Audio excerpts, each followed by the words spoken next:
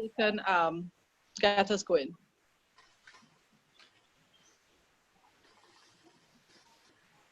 Okay, are we Yes. ready? Yep. Yes, Great. Well, good afternoon, ladies and gentlemen. We're now ready to start. For those who may not know me, my name is Faye Lopez Polymore, and I am one of the directors of the Caribbean Corporate Governance Institute. It gives me immense pleasure to have the privilege of performing the role of chairman for the opening ceremony of the Institute's inaugural Governance Week. Chairman, Directors of the Caribbean Corporate Governance Institute, Professor Bob Garrett, Permanent Secretary Vishnu Danpal, and Permanent Secretary Michelle Durham Kissoon from the Ministry of Finance, distinguished panelists, ladies and gentlemen. It is indeed my pleasure to welcome you to this event, the opening of Governance Week 2020, Governance in an Age of Disruption. As I am here before you this afternoon representing the Institute and chairing this event, I have to confess that I am bursting with pride for our CEO, Kamala Rampersad de Silva. I know that it is appropriate to save accolades and gratitude for the concluding remarks of an event such as this. But I believe Kamala's achievement in pulling this all together in this time of major disruption is nothing short of a fantastic achievement and should be noted from the outset. These are not easy times. The challenges are numerous and come from all corners. So to be here providing opening remarks for this event is nothing short of a minor miracle, and I have to acknowledge that this has been made possible through the indefatigable efforts of Kamala. Who could ask for a more apt theme for this Governance Week? If ever there was a time of disruption, this is surely one. And it is at times like these that the governance of organizations achieve their greatest importance. Our program of activities over the coming week will provide a rich field of opportunity for those of us faced with the challenges of this disruption to find guidance, support, and best practice to help us navigate, keep our organization steady, and continue on the path to sustainability. This afternoon's event will be no exception to the exciting fare we have in store for you over the coming week. As indicated in the agenda, our CEO, Mrs. Kamala Rampersad de Silva, will offer her welcoming remarks, after which we will receive greetings from our silver sponsor and the chairman of the Institute. Our keynote address will then be presented by Professor Bob Garrett, after which we will engage in what we expect to be a very stimulating panel discussion, followed by an opportunity for you to make your contributions and have your questions answered. I'm sure we are all looking forward to an engaging discussion with our very distinguished speakers, and I will not linger too long in this opening. So let me allow the proceedings to begin and introduce Kamala Rampersad de Silva, Chief Executive Officer of the Caribbean Corporate Governance Institute, who will present welcome remarks on behalf of the Institute. I know that Kamala is well known to most of you. She brings a wealth of experience and a passion for corporate governance to the Institute. She has been lecturing in this field at the MBA level in Trinidad and Tobago and Guyana for several years. She's a past and current board member of the Project Management Institute Southern Caribbean chapter and is currently a member of the board of directors of CTS College. Kamala. Thank you very much, Faye, and thank you so much for your kind words. It is my pleasure to welcome you to the opening ceremony for Governance Week 2020, entitled Governance in an Age of Disruption. Many of you would be aware that we started planning Governance Week several months ago, and that it was to be hosted at the Hyatt Regency in Trinidad and Tobago. The COVID-19 pandemic has led to today's online event, which also reflects the disruption in our environment and how we can find opportunity in it. Governance Week brings together over 45 professionals from our region who will be offering insights and advice on how we may improve our governance practices. This would not have been possible had we been stuck in a physical space. Still, I would confess that putting together this event took tremendous courage. So much I would like to thank Christy of SmartServe Limited, who provides administrative and technical support to the CCGI. She's really an asset, and without her support, this would not have been possible. I would also like to thank the Board of Directors of the Caribbean Corporate Governance Institute for their trust and confidence in me to approve this huge undertaking in this very uncertain times. I also want to extend sincere appreciation to all of our speakers who will be given of their time over the next few days. Thank you for believing in us at CCGI and for agreeing to contribute to our collective development. I look forward to all the many stimulating conversations which would follow. I am so excited that we have as our keynote speaker today, Professor Bob Garrett. His landmark publication, The Fish Rots from the Head, Developing Effective Board Directors, has been on the reading list of many corporate governance MBA classes, including the ones that Faye and I teach. So it is absolutely exciting to have you address us in person today, Professor Garrett. I want to also extend sincere appreciation to the British High Commission for their role in helping us make this arrangement, and to our sponsors, First Citizens Bank and Republic Bank, for their generosity. I also want to acknowledge and extend a special welcome to our two permanent secretaries who are with us today, Permanent Secretary Vishnu Danpal and Permanent Secretary Michelle Durham-Kissoon from the Ministry of Finance. Over the next 4 days, we will be exploring different areas of corporate governance. And I am certain that we will learn a lot from exposure to the different ideas and perspectives. Furthermore, following the 4 days of conference, we will be offering our Certificate in Corporate Governance program. Each of the 4 modules which comprise the Certificate in Corporate Governance is being offered online. Module 1, which is a one-day workshop, will be held on Friday, July 3rd. And the other modules will continue every Friday for the next few weeks. Please note that participants receive a certificate upon completion of each of these modules and are required to pass an exam to achieve the certification. Further details may be found on our website at www.caribbeangovernance.org. Let me add that this training will help improve corporate governance competence in our organizations. I want to end by taking a quotation from the website of the Private Sector Organization of Jamaica, the PSOJ, the creator of the first corporate governance code in the region. It says boldly that corporate governance is ultimately concerned with the decision-making processes, procedures, and attitudes that assist enterprises in achieving their objectives. It is not a box-ticking exercise. So I want to repeat that. Corporate governance is ultimately concerned with the decision-making processes, procedures, and attitudes that assist enterprises in achieving their objectives. It is not a box-ticking exercise. In my opinion, this understanding is fundamental to us being able to improve on our corporate governance practices. Thank you so much. Great. Thank you very much, Kamala.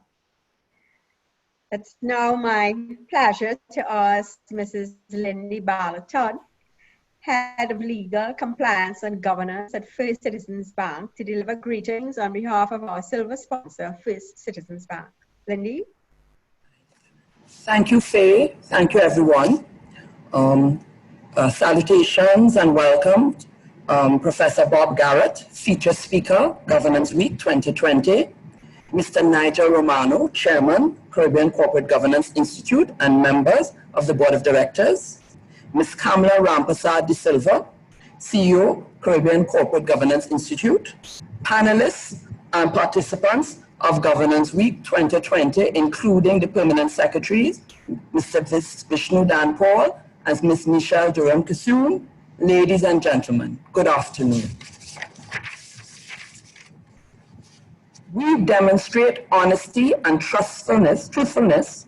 We are guided by our strong code of ethics and we lead by example. These words guide the behavior of all employees at First Citizens as a statement of conduct under our core value of integrity. Definitive and intentional, our internal mantra shows no bias for position, class, or years of experience, and certainly not for changes in the external environment, no matter how disruptive they are. Having fully embraced the notion that governance remains critical no matter what, the First Citizens Group is particularly pleased to be a sponsor of this inaugural Governance Week, which will shine a timely spotlight on governance matters in the face of change. Having been thrust into one of the most unprecedented periods to face the globe, vis-a-vis COVID-19 virus, none of us can claim ignorance of the rapidity and impact of change. But what does this truly mean for corporate governance? From our perspective, it will demand of us and entities globally a balance between accountability and flexibility. As a financial enterprise with interest from several stakeholders in Trinidad and Tobago and the Caribbean, the confidence our publics place in us to remain fair and transparent in all our operations will not and has not changed. Therefore, for our entire management team, ethical leadership must remain the norm. Our guidelines and frameworks must be constantly reviewed. Our senior teams must remain trained and au courant with corporate governance best practices. And our control mechanisms must remain as robust as ever. Additionally, corporate governance must remain corporate. While a focus on monitoring the behaviors of our board and senior personnel remain paramount, we continue to ensure that every member across the group adopts an active role in effective governance. We challenge our employees to demonstrate ethical positions and behaviors through mandatory reviews of our employee code of conduct, routine ethics training, and a confidential whistleblowing program administered by an independent provider. These approaches, to which we have remained constant over the years, assist us in maintaining the value of accountability to everyone we serve. Where does the flexibility come in, however? Well, certainly the past few months have demanded creativity from our leadership teams. For instance, having scheduled and planned our annual shareholders meeting months in advance with no sense of the impending risk of COVID-19, we were forced to embark upon the new experience of hosting our meeting virtually.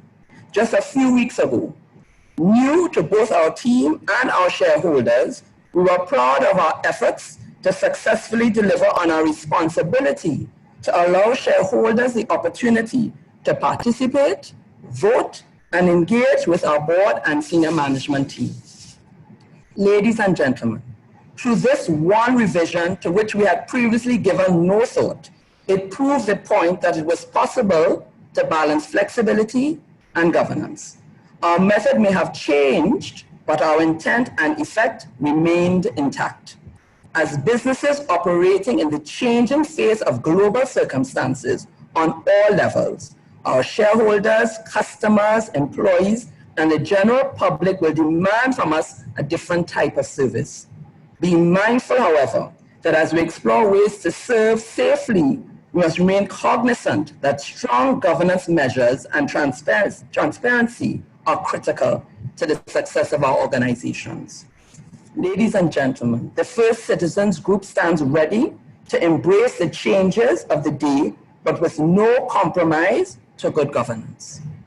In fact, we champion the belief that good governance transforms having thoroughly and consistently administered a governance program that has won us recognition, such as highest ranked institution in Trinidad and Tobago for corporate disclosure practices of companies listed on the Trinidad and Tobago Stock Exchange for 2 consecutive years.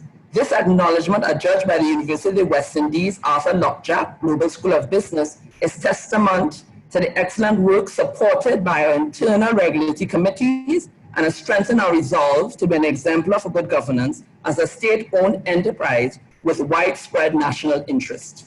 As a founding sponsor of the Caribbean Corporate Governance Institute, First Citizens congratulates the team for their commitment to ensuring that this year's Governance Week activities has emerged as planned, albeit in a different format.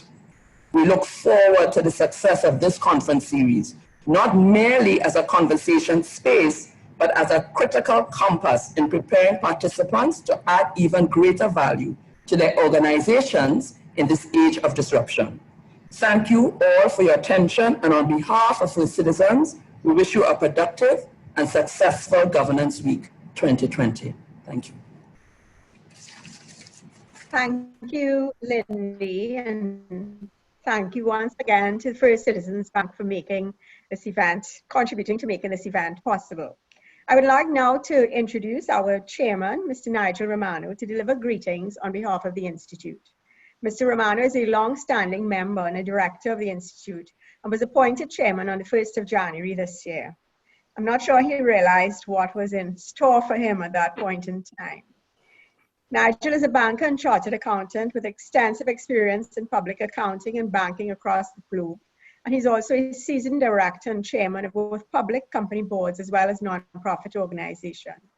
And as applies for us all who serve on the Institute's board, Nigel is passionate about corporate governance. And I welcome him now to share his remarks with you. Nigel?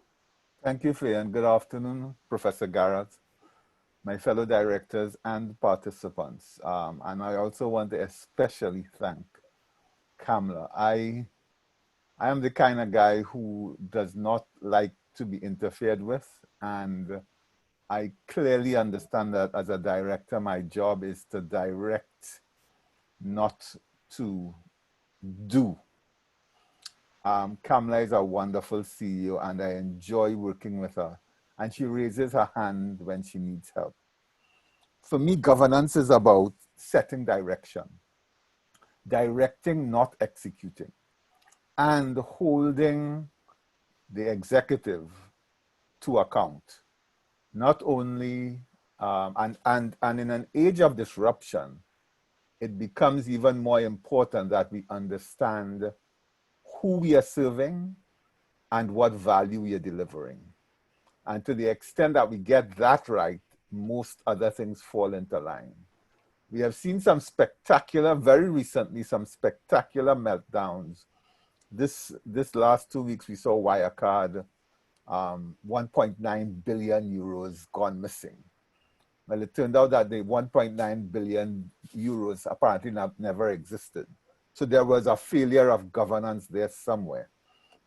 So I am not going to talk too long. I am really looking forward to Professor Garrett's sharing his words of wisdom, and of course to the conversation after that. So without further ado, I'll turn it over to Faye to introduce Professor Garrett. And I want to thank you again for agreeing to join us at this late hour. We are very much appreciative. Faye? Thank you, Nigel. Yes, it's now my great pleasure to introduce our keynote speaker, Professor Bob Garrett, who will give the feature opening address for our Governance Week 2020. Professor Bob Garrett is an international consultant and academic. He specializes in the review and development of boards of directors and works on 5 continents. He's best known for his long-selling book, The Fish Rots from the Head, Developing Effective Directors. His latest book, Stop the Rot, Reframing Governance for Directors and Politicians, is proving much read during the COVID pandemic. His life spans architectural education, action learning-based community development, the founding of the first MBA program in China, the founding of the Asian Management Center in Brunei Darussalam, and many board development processes in private, family, state, and not-for-profit businesses. He was a visiting professor at Imperial College London and currently is an honorary visiting professor at Cass Business School, London University, and professor extraordinaire at Stellenbosch Business School, South Africa. Professor Garrett will be joining us from the UK, where I believe it is now probably around 10 p.m. So we are deeply grateful that he has made himself available to us despite the late hour. And we eagerly anticipate his sharing with us some of his views and thoughts in our theme, governance in the age of disruption. Professor Garrett. Thank you, Madam Chairman. First of all, good evening from London and good afternoon to you. As I predicted, a thunderstorm is just breaking out overhead here now. So let me first check. Can you hear me? Is all okay? Yes, that's fine. Okay, that's great. That's all I wanted. We're hearing no thunderstorm is coming through your mic. That's great. Okay, thank you. Well, I'll say a couple of personal things first.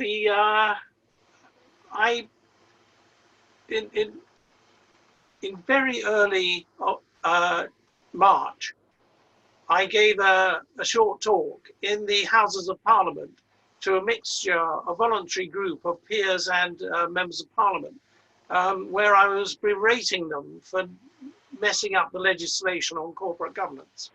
And I was quite brutal with them. And to my surprise, at the end of my little talk, I got a round of applause. I was not expecting that. And the surprise was that afterwards, people came up and said, do you know, we didn't know anything you were talking about. Not anything. But we have very firm opinions on what you were talking about, and we often express them in Parliament or in our constituencies. And so the issue became, after the session, how can we help people who often were not in Parliament at the time the legislation was passed, to help them to understand what the legislation is, and particularly how they can implement it. Because one of the big issues at the moment is increasingly a very good raft of laws, virtually none of which are properly implemented. And so the way I've suddenly started looking at corporate governance is not just about boards and directors, and it's not even about investors, and it's certainly not directly about regulators, but it's how we can bring those three people and the politicians together into a national or even an international system of learning how to develop effective corporate governance, excuse me, for not just our businesses, but also our state-owned enterprises and our not-for-profit enterprises. And that's, to my surprise and delight, within the last 3 months, has suddenly become very important to a lot of people. And my little book, Stop the Rot, wasn't selling very well. And suddenly, after the COVID lockdown, people are beginning to read it. I'm very pleased to say, because I think it actually addresses some of their fundamental issues. And as you saw from my CV, I spent about 30 years in and around China, I was there towards the end of the Cultural Revolution, and then from there on for about another 12 years, quite busily, setting up business education in China. And there is an old Chinese curse, which is pretty well known around the world, and that is, may you live in interesting times. And unfortunately now all of us are living in very interesting times. And that in some ways is terrific, because everybody is having to rethink, what on earth are we doing? So as soon as lockdown was declared in the UK, all my work stopped, because I had work in Malaysia, in Australia, New Zealand, in South Africa, in the Gulf, in the Caribbean, and a lot in the UK. And everything stopped because nobody could move. And that was before we began to learn how to use Zoom and Team and even Skype now, which is coming back with a vengeance. So I was stuck at home and thinking, now I've just had this effect in Parliament with the consequence that they've asked me to write a short paper for their journal called Governance, which will come out next month. And where do I go from here? Well, it didn't take long to find out, because suddenly the phone started ringing like crazy. And it was clients, but it was also colleagues, and it was people I'd never heard of before, all of them saying, can you answer really two questions? One is, what does a company do now? And the second one is, what does a board do now? And those two really caused me to do a lot of thinking. And for a couple of weeks, I went into a bit of hibernation.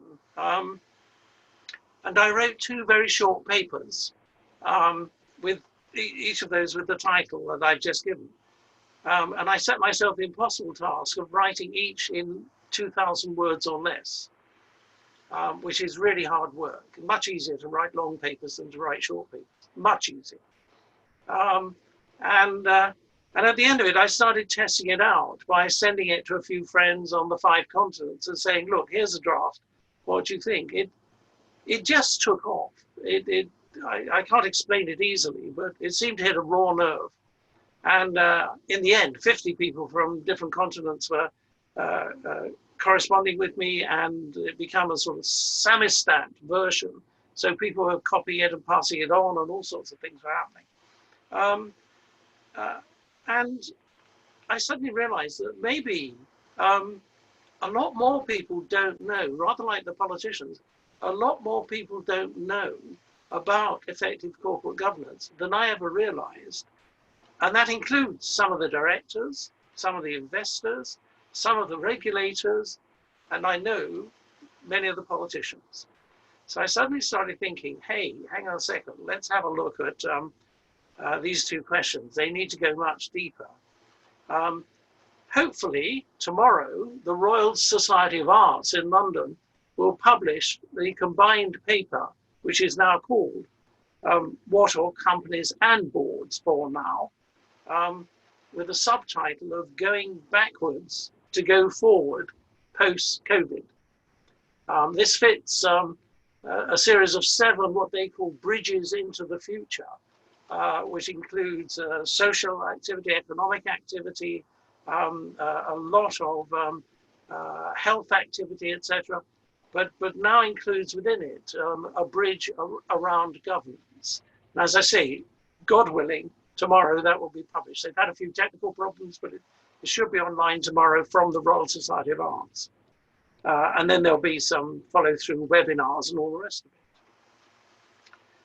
And I've also been attacked quite strongly on the approach I've taken. In fact, one of my publishers attacked me very strongly a couple of weeks ago and said, I've just seen the drafts of those 2 papers you sent me, and I've just run them, I've trawled them through my word check machine, and there is absolutely nothing in there about Black Lives Matter, BAME, nothing about diversity, etc., etc. And I was a bit shocked when he said that. I thought he knew me better. And so I went back to him and said, look, no, that's true. Those words, apart from diversity, do not appear in the paper. However, what those words mean to me are symptoms of much deeper issues. And what my papers are about and what I'm looking at now are what are those deeper issues. And that's really where the notes I've sent you begin. So let me begin to run through a few of those deeper issues, because I think the pandemic has given us a wonderful chance to actually have a clean sheet of paper and say, if we are going to start again, what will we now write rather than everything that's come before? And I've got myself into a few bits of trouble, particularly in London, for advocating over the last year that we should actually drop all the corporate governance codes. We should actually have a clean sheet of paper, and we should go back and we should start again by looking at the role of the company and the role of the board and build any codes from there if we need any codes. So this has not made me very popular, except with a lot of company directors. But certainly in the official system, I was treated rather differently until 3 months ago, when suddenly the people have been quite rude. started saying, hey, there may be something in what you're saying. So what I pointed out to them, and here the rain is really lashing onto the roof at the moment, but I trust all is well. What I was saying to them was, why don't we go back to the year 1776, at which point they thought I was completely mad. But in that year, 3 publications came out, which I think actually shaped our present view of the business and the organizational world, and which I think will help us. If we look at the original questions they were trying to address, will help us with what we're trying to deal with now. And in that year, 1776, Adam Smith published The Wealth of Nations, or an investigation into the wealth of nations. And most people see that as the beginning of modern capitalism.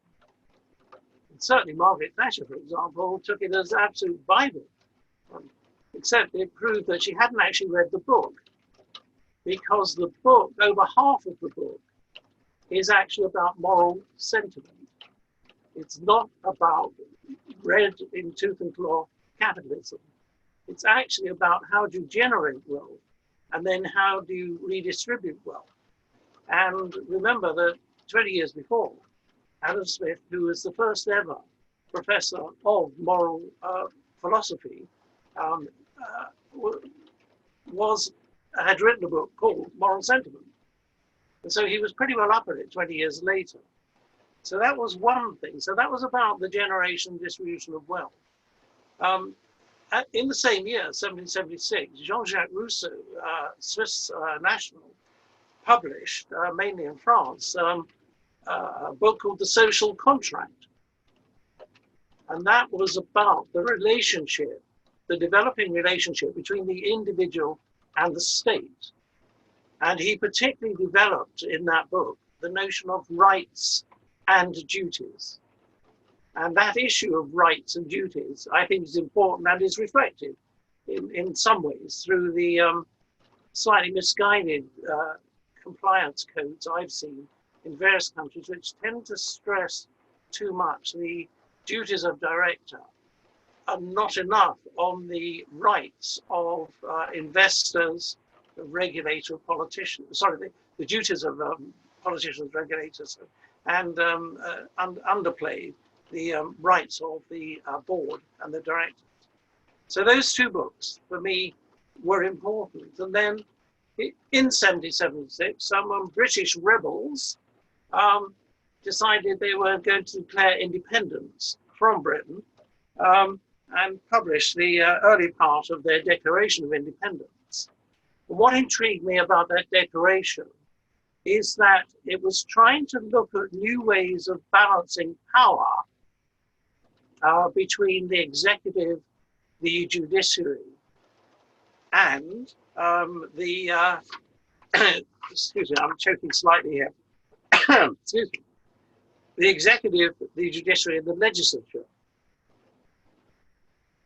Now, all of those 3 things, I think, that is the generation and redistribution of wealth, the generation and redistribution of what Jean-Jacques Rousseau was calling justice, so wealth justice, and then with the Declaration of Independence, wealth, justice, and power. These things, I think, are exactly where we might start if we were looking to redefine corporate governance, not necessarily at a national level, although that needs to be done, but particularly at the level of the many types of company we have. And I believe that companies are the social bond that holds our more advanced societies together. We come together as a group of individuals to get more than the output of each of those individuals for the common wealth, for the common good. And underpinning those notions of wealth, justice, and power are the values, the very human values of accountability, of probity or honest dealing, and of transparency, of being able to see what is actually happening. And Mr. Romano just now mentioned Wirecard, for example, and one of the great problems is that people are finding it really, really hard to see what on earth happened there, and why it was that the audits were not carried out in what would be considered a normal way. Now, behind that, I see a world, and I'm very fortunate to move between 5 continents frequently, where we have a seriously disillusioned public who don't trust our institutions and particularly our companies. We have increasingly discomforted stakeholders who are not at all sure that the way we have focused on shareholders rather than stakeholders is going to hold good for the future. We have very disconcerted politicians who do not know what levers now to pull. And we have very disconsolate directors saying, we seem to be being blamed for everything, but we're not really part of the system at the moment. We're seen as a cash cow, literally. And we sit out to the side. We're not part of a national or even regional debate about how wealth is generated and distributed. So these pictures are quite strong. And in my mind, one way of beginning to look at this is to say, look, for over 3,000 or over 3,500 years, we have used the term governance. So it comes from the ancient Greek, Kubernetes. And Kubernetes means two things. It has its parallel roots. It is a dilemma. It's two prongs of two horns of a dilemma. On the one hand, Kubernetes means the steersman of a ship, the person who gives direction to a ship. And that's quite a good metaphor. But Kubernetes also means, and it's moved all the way through to modern English, particularly in Silicon Valley and places like that now, Kubernetes also means cybernetics. That's where the word comes from. And so one of the things I think we now have to reframe is, how do we as boards of directors challenge with driving forward and cybernetics, keeping our systems under prudent control? How do we find the time and the skills to be able to do that? And it's a huge question. I have no simple answer to that, but it's what we're now faced with. And the pandemic, for all its awfulness, is actually giving us some space to think about that and to begin to look at how is it that we might move forward in that way.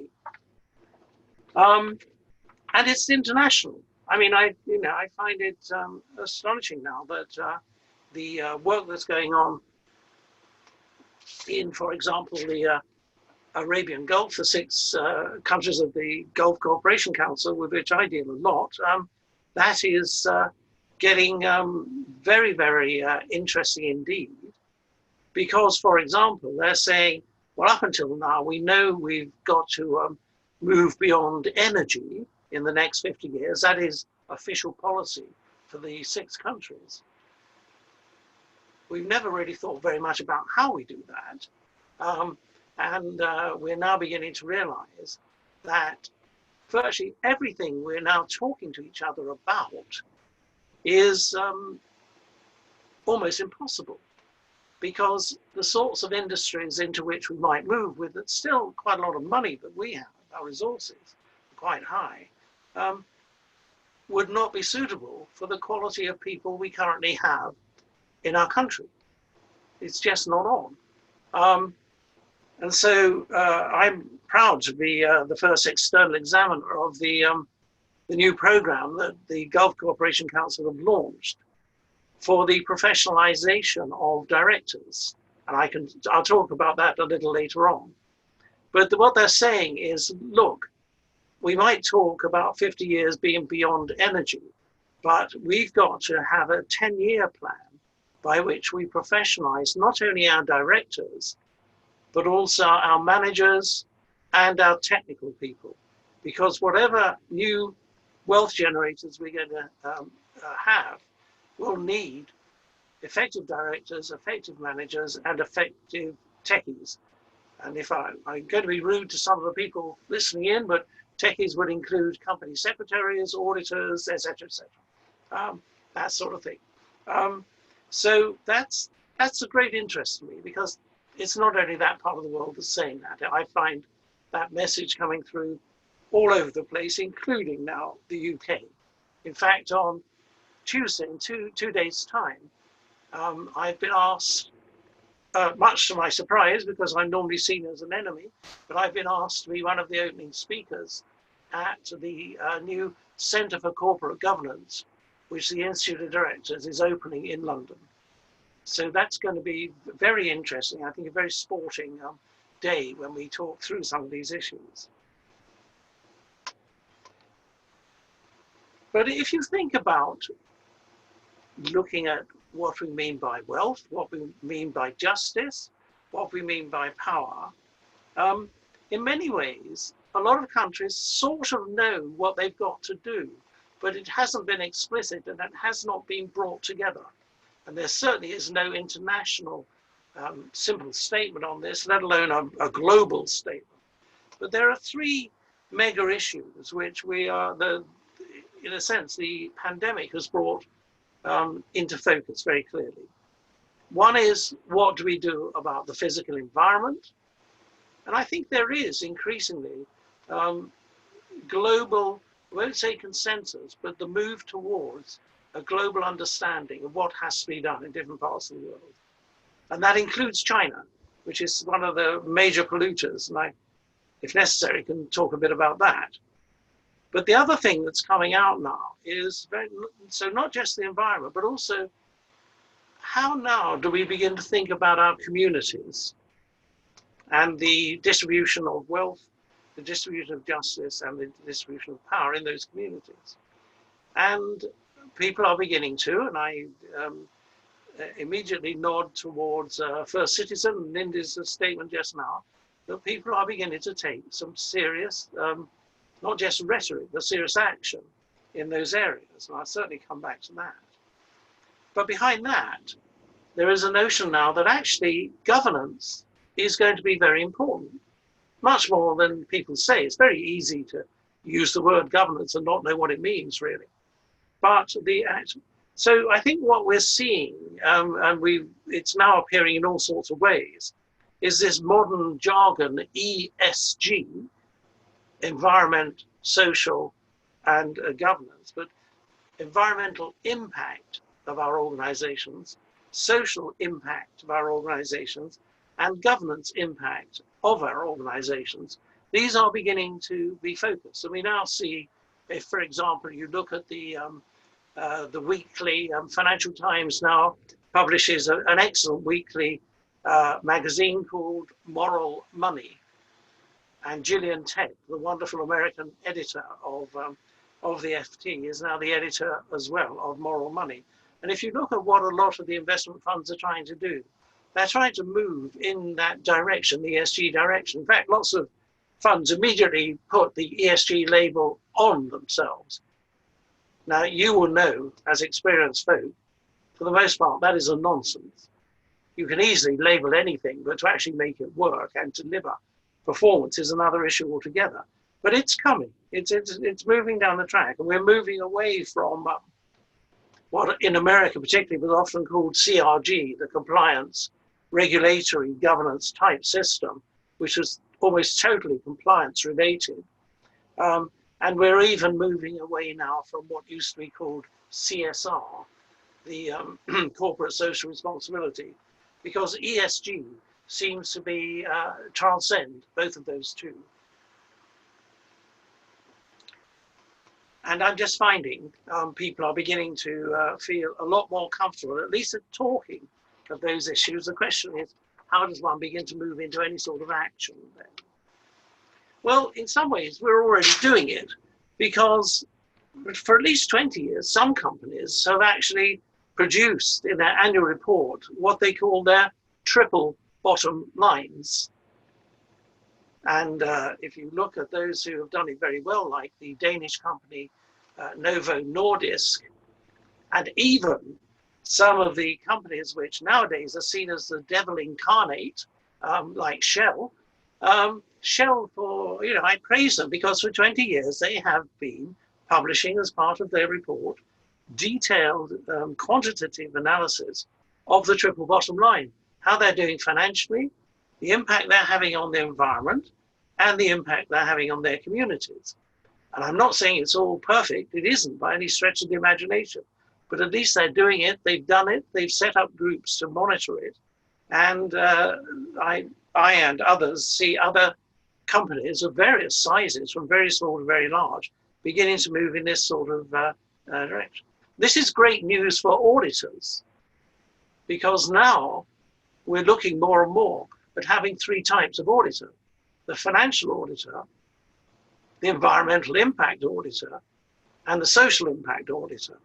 And these are pretty Wild West type areas at the moment. So lots of people are muscling in on there, seeing quite big money to be made. But the actual metrics of those still have to be very carefully worked through.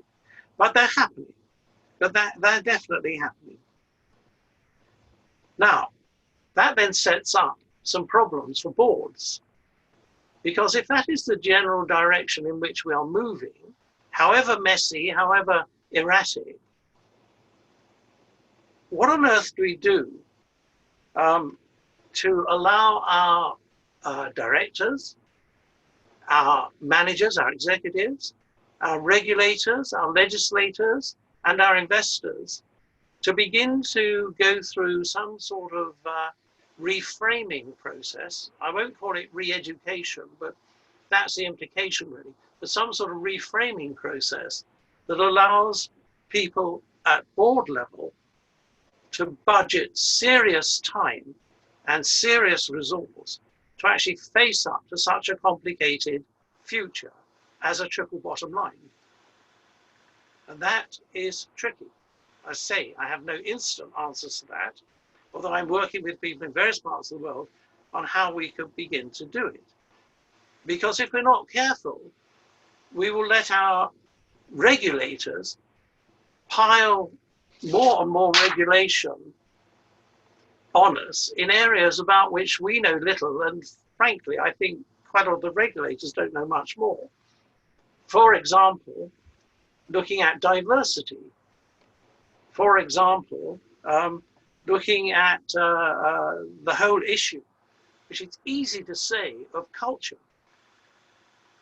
But if we're talking about diversity, are we just thinking along a compliance line? How many people of which sex do we have? How many people of which color do we have? Et cetera, et cetera, et cetera. Because that to me isn't diversity. That's just a compliance with a predetermined notion of what is politically right at the time. Not knocking any of those areas or issues, but saying that's possibly necessary, but it certainly isn't sufficient. Similarly, as we talk about culture, and I've talked a lot about culture, particularly recently in the UK, with politicians and regulators, and asked them to define culture. And I haven't had any explanation that I personally can understand. And so one of the possibilities that I put back to them is that maybe we need to build in some anthropologists to the work that boards are doing, so that they begin to understand the anthropological, rather rigorous approach to what a culture is and how it then can be developed. This doesn't always go down terribly well. They're normally a little more comfortable with the notion that maybe we should at least, at the very least, begin to understand human behavior. And I nod again to First Citizen in that direction, but especially to be the new field of behavioral economics, which is developing very rapidly, which I think for a board is an absolute godsend, because it begins to actually explain that you don't just have hard numbers, but you're searching also for ways of moving people, of nudging people in the jargon. And in doing that, you're beginning to think about what the meaning of our organization is for those who are working with it and for it and around it. So all these things are throwing up issues in very uncertain times. And what I see happening in various countries now is the beginning, and I commend you in what you're about to launch, is the beginning of saying, actually, being a director is very different from being a manager. Very different indeed. It requires, if you like, a helicopter view to rise above your professional disciplines, and often those disciplines are in accounting, audit, or legal, but not always. But you need the intellectual capacity, both individually and as a group, to rise above those disciplines, to begin to take a helicopter view of what is going on in these uncertain worlds, and then bring that into perspective by looking at that triple bottom line notion. Hence, again, I commend you for what you're doing, because in various countries now, people are looking at, around a boardroom table, how do we build levels of knowledge, and how do we accredit those levels of knowledge? How do we build the necessary skills? And how do we therefore build the necessary attitudes that in the end lead through to the ethical basis of what we're doing? And I think if we begin to face those sort of problems, then we begin to face up to a lot of the issues that our disillusioned public around the world are asking of us. The question often from the disillusioned public that comes to me is not what is the board for, but shouldn't they be doing that already? The public has a great assumption that we know what we're doing, and some of us do, but unfortunately sufficient of us don't, to allow some fairly large scandals to get out and about. So we do need to get a competence measures agreed at the levels of knowledge, attitudes, and skills, and that is possible to do. It's been done in other professions, and that's where I'm saying, at the moment, I think we should pay less attention to codes and more attention to building the basis of that. And in various countries, we have something to build on. If you look at a board in relation to the purpose of a company, particularly under common law, so that covers virtually all of the 54 Commonwealth countries, but including one of the largest in the world, India. And although they would never admit it publicly, but I know from my own personal experience, it covers to an extent China, which is using the common law of Hong Kong, despite all the current problems there, using that law to begin to build their corporate governance notions. And if you look at what the board is in relation to the purpose of a company, then we know from a number of legislatures that there are 6 simple elements there. Binding every director to ensure the continuing long-term health of their company. And that alone, I think, is fundamental. And I would commend you to really begin to build from there. The notion of continuing long-term health of the company. And therefore, its purpose is to build into that wealth, justice, and, excuse me, and power issue. To do this, they must be able to show that they have considered the following: the likely consequences of any decision taken by the board in the long term. So trying to force the thinking away from immediate consequences. But what are the long-term consequences of that? What are the interests of the business relationships with the employees? And again, First Citizen is interesting there. The need to foster the company's business relationships with suppliers, customers, and other stakeholders. So that notion there is, I think, very important. And the impact of the company's operations on the community and the environment, which is interesting in its own right, because that immediately begins to put into context the triple bottom line notions. And then the desirability of the company maintaining a reputation for high standards of business conduct, so back to the ethical elements there, and the need to act fairly between members of the company.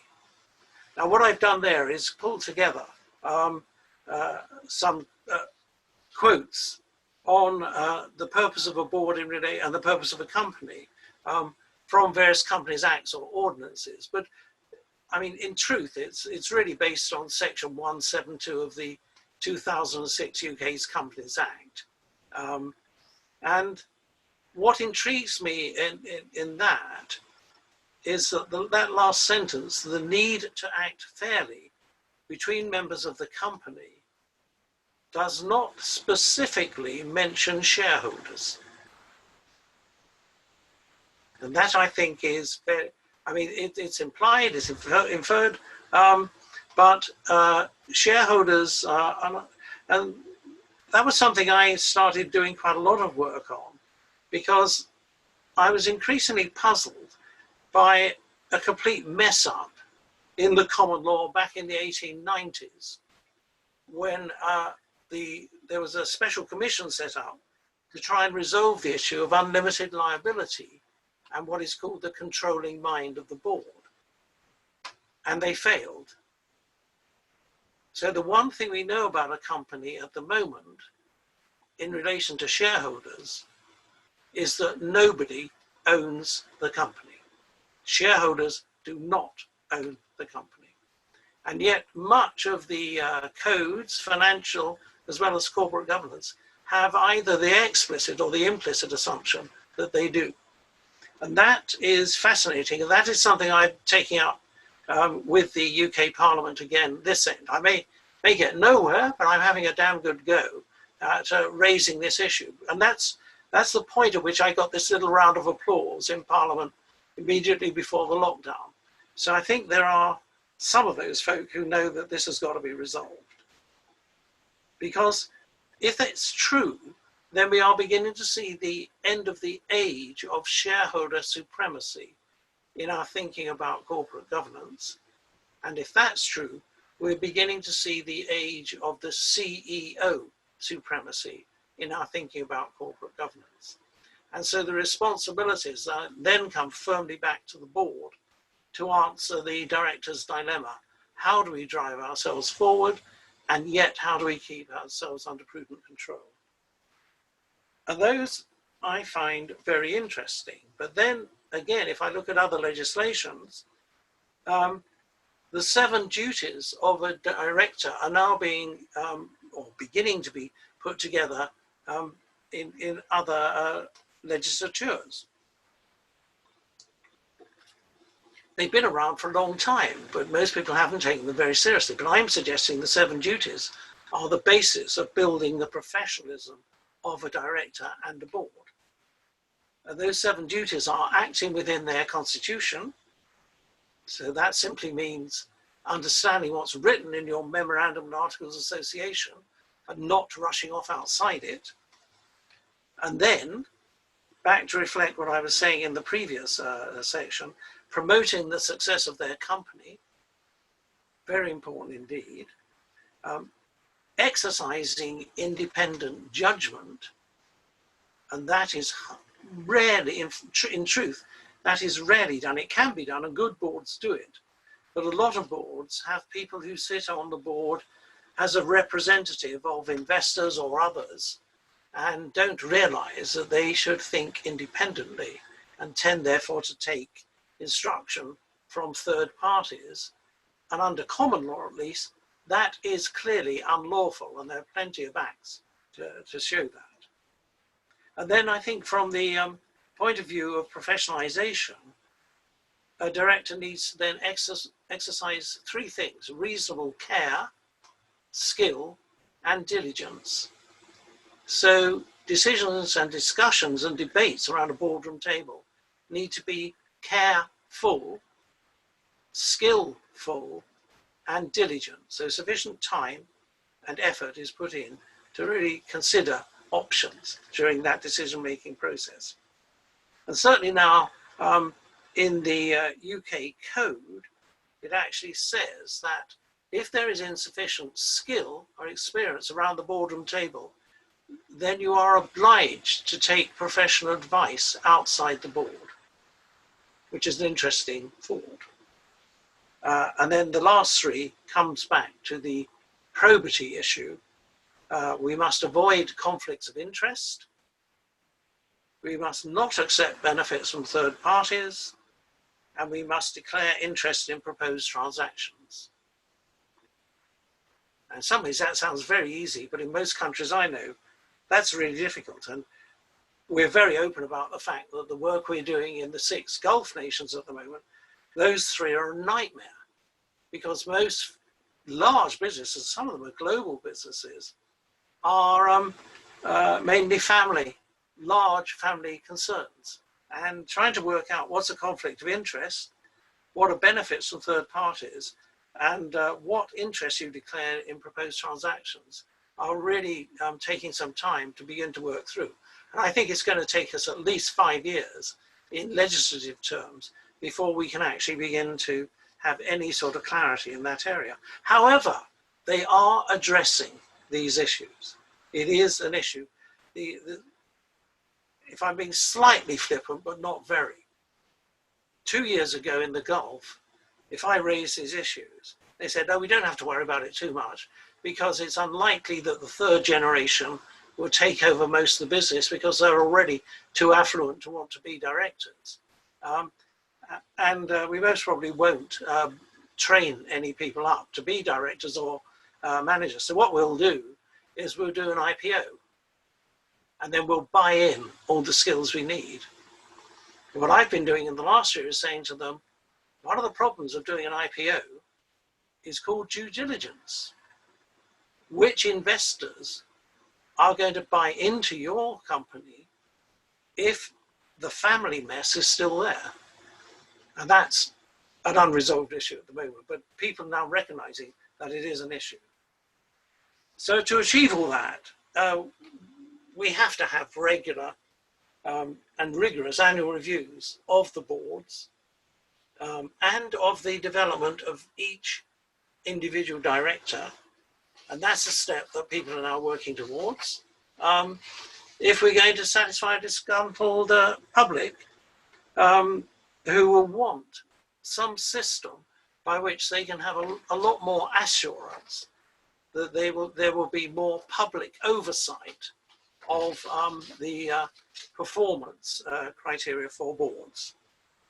So I think it's the job of the CCGI to begin to help move in these directions, whatever is relevant to your regional needs. I'm not saying there's one size fits all. But I know the countries that are trying to work in this direction are also willing to share their learning. So you are not on your own. So the people in the Gulf, I've actually cleared this talk with them and the Gulf Cooperation Council, the Board Development Institute there, Jane Vowles is saying, we're happy to share what we can. Folk in Australia, New Zealand, and certainly South Africa are all trying to move down these sort of tracks and are all saying we can help. And none of us know exactly where we're going. None of us have the answer to this, but we're all willing to try and learn, and your certification program and theirs and others that are moving slowly but surely towards the Charter Director Initiative will all be there. The Gulf has just had its first set of examinations, and I'll finish on this point. To my surprise and delight, 29 very senior and quite public directors put themselves forward to be examined in a very tough examination. And therefore they did quite a lot of training beforehand. It was 30 of them, 29 passed, and the one that didn't only just failed and is having a resit because it was on a very minor point. What's really thrilling to me is there are now 2 more cohorts behind them who want to be examined, who actually want to say, this is the sort of future we want to move towards. So I commend such an approach to you, and anything I can do to help what you're trying to do, you have my support. Thank you for listening.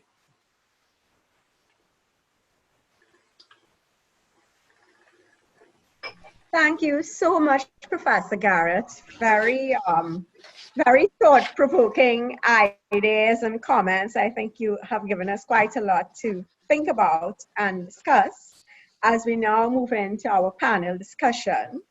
And I would like to take a time now to introduce our panelists, Claire Gomez-Miller, Eldon Marks, James McPhedran, and Gillian Wall. Claire Gomez-Miller is a certified internal auditor and certified risk management assurance professional with over 30 years internal audit experience in the energy and state sectors at senior executive level. She currently serves as a board member of state and private organizations in the energy sector and as executive chairman of CLECO. She's a chartered certified accountant and a certified instructor with the Institute of Internal Auditors, Inc., USA. She conducts seminars extensively on corporate governance, risk management, and controls and internal auditing in general. Claire is widely recognized as a risk management expert within the internal auditing profession and energy sector. Eldon Marks is a social techpreneur. I was going to have trouble with that one, on a personal mission to create enabling environments for innovation and tech industry growth in Guyana. He has spent 13 years as a lecturer and mentor to students of the Department of Computer Science at the University of Guyana, during which time he founded a social impact-led tech community, which to date has evolved into a for-profit conversational AI tech company. Is it V75 Inc.? I'm sure he'll correct me if I got that wrong. With a non-profit counterpart, Nexus Hub Inc., focused on youth development through industrial training and job placement within the local tech industry. Mr. James McPhedran is a performance-oriented senior executive with a wide-ranging track record in setting vision and strategy, leading large teams, driving end-to-end business transformation, and achieving long-term performance. James has 35 years of experience across a number of strategic disciplines, including omnichannel distribution, customer experience design, agile development, digital transformation, customer segmentation, marketing, and talent development.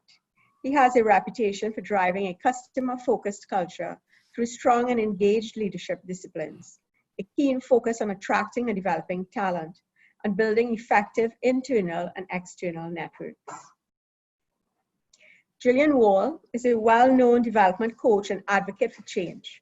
As a visionary and exemplary business and civil society leader, Gillian has served on a number of commercial and nonprofit boards and committees, and has spoken up courageously on a wide range of issues, both locally and internationally.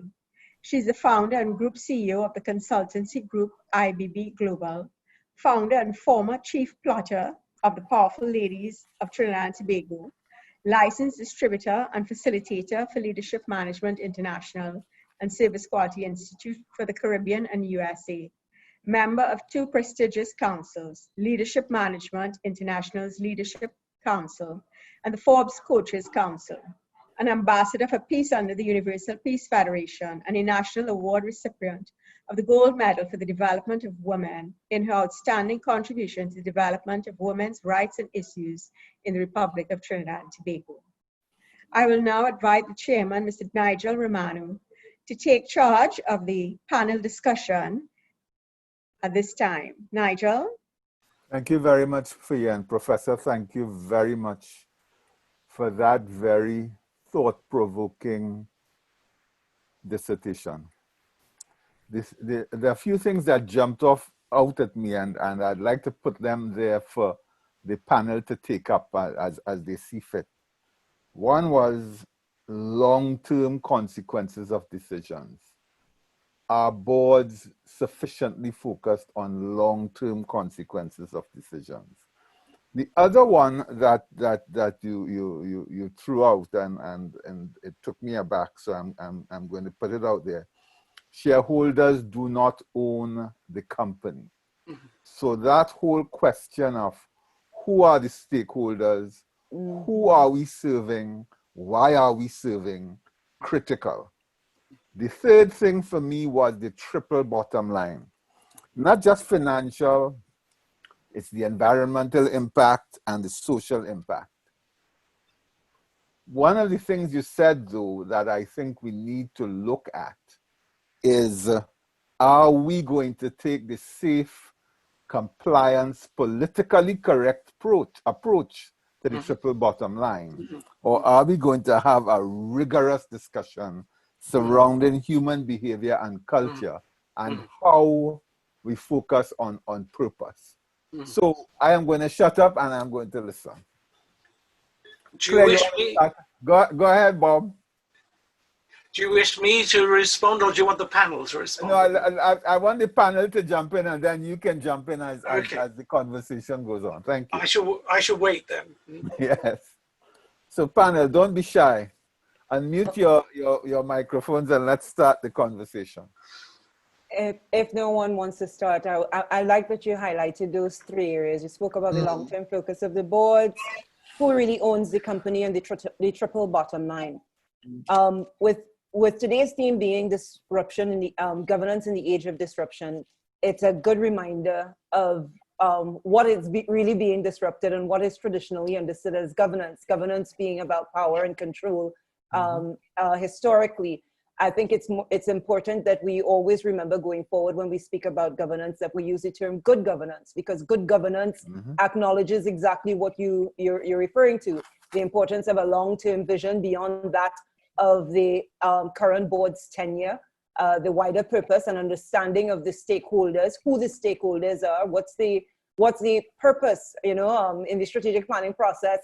Because we look at the long-term vision, but we actually, what's more important is why do we exist, ensuring all actors understand what are the key contributors to sustainability, long-term growth and sustainability, and therefore what is in fact their role. Why does the company exist? Why do you exist? What's the purpose of your role? And I think in the age of disruption, what we need to understand is that what's being disrupted all across the globe is incredible resistance to power and control. For something to be sustained, it needs, there needs to be, basically power needs to be shared. There needs to be more equitable distribution of wealth. There needs to be a sense of belonging and individuals feeling that they're adding value and seeing the return on the contributions of their time. If we look at the requirements for sustainability, because that's what the board is, the long-term focus is ensuring that you continue to allow the organization to grow. Growth and sustainability are key. Right now, people are just focused on survival right now. And but an organization's objective is for it to continue to grow beyond. And I think so. I would say the key focus right now is board members understanding that what is being disrupted is archaic systems, power and control, and therefore trust. I see Professor Bob Garrett nodding, the importance for trust. Empowerment is absolutely key. That we need to understand that what we're governing are systems, not people, all right? We need people who are governing themselves. So therefore, key in organizations going forward are us understanding, people understanding why they exist, the purpose of their roles, and the values of the organizations and the individuals, and those need to be aligned. It's more first who and then what. The triple bottom line puts people first. It's people, planet, profit. Sustainability is economic activity, society, the frameworks within which you operate, and the environment. And we need to look at what do people want, what do they require. So I think that's absolutely key. We need to understand that boards absolutely need to understand that it's systems that they're governing and not people. And those systems need to also be built and developed with key input of the people who are required who are the people behind those systems as opposed to. So you opened, I love how you opened by very clearly identifying Kamla's role and distinguishing between your role as a board member and her role as a CEO. And that was also reinforced by Faye. And I smiled when I heard that, because a lot of what Kamla has continued to achieve, whereas many other organizations may have been a little bit lethargic, a little bit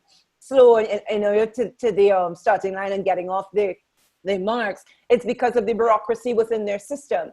What we see within Caribbean Corporate Governance Institute is very much good governance, ones that acknowledges a big picture and who is the actor. So the factors, the actors, the contributors, and tangible outcomes, and allowing the key actors the freedom to deliver upon that. And I commend, I absolutely commend, and Kamla, I've told you that continually. I've commended Kamla for all that she's done through the pandemic and her board, because it definitely is an example of good governance and it delivers tangible outcomes. So congrats on camera.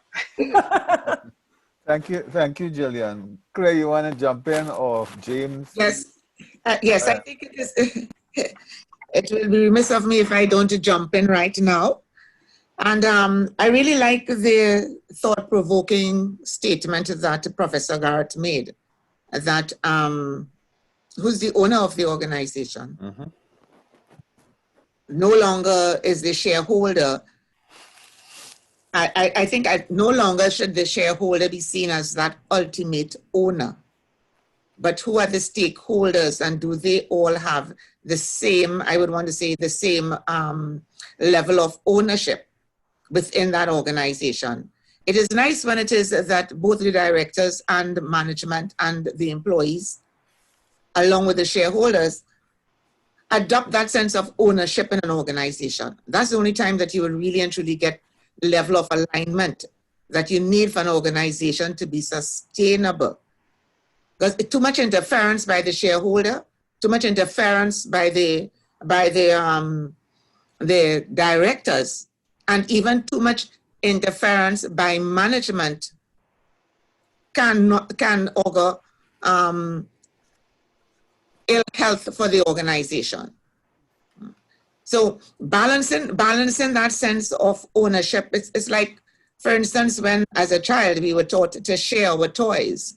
But there must be somebody who cares for that toy. And if it is that there's no caring, there's no sense of, if I destroy it, what's going to happen? What's the impact on me?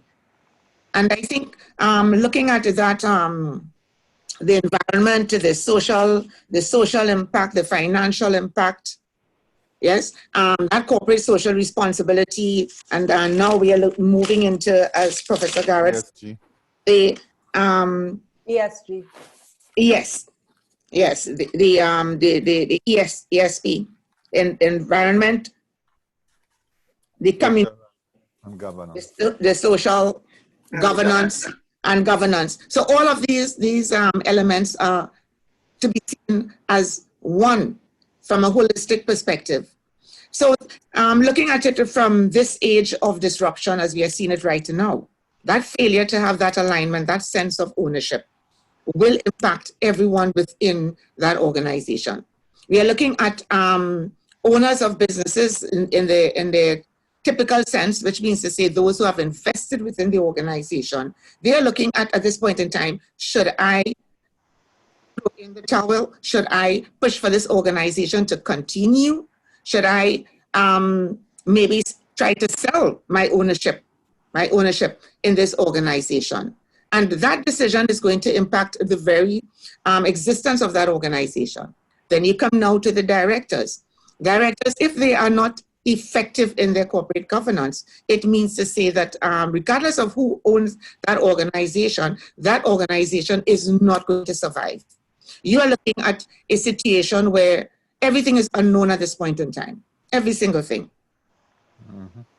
And you're looking at your cash flow that is being disrupted, right? You're looking at the type of business that you are in. Can you continue with even getting goods and services into your organization?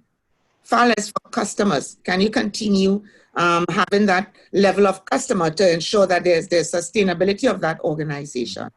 If it is your customers are not looking at ownership of your organization, that they have a pride of being part of that organization, are they going to choose your organization to be the one to patronize when it is that they have to step out of their home and come to you? And I think that here is where you're seeing the situation where a lot of businesses are reopening, and they're thinking that, okay, if I reopen now, I might be ahead of the game. I might still be able to get my customers. But are those customers really and truly out there? Are they coming to your business? And a lot of that sense of ownership, if it is that it was not nurtured in the past, do you have that level of sustained customer base to carry this organization when your customers are going to be scarce? Remember, as we move forward with COVID, the purchasing power of dollar, and I should say the amount of dollars that you've got to spend is going to be limited. Yeah.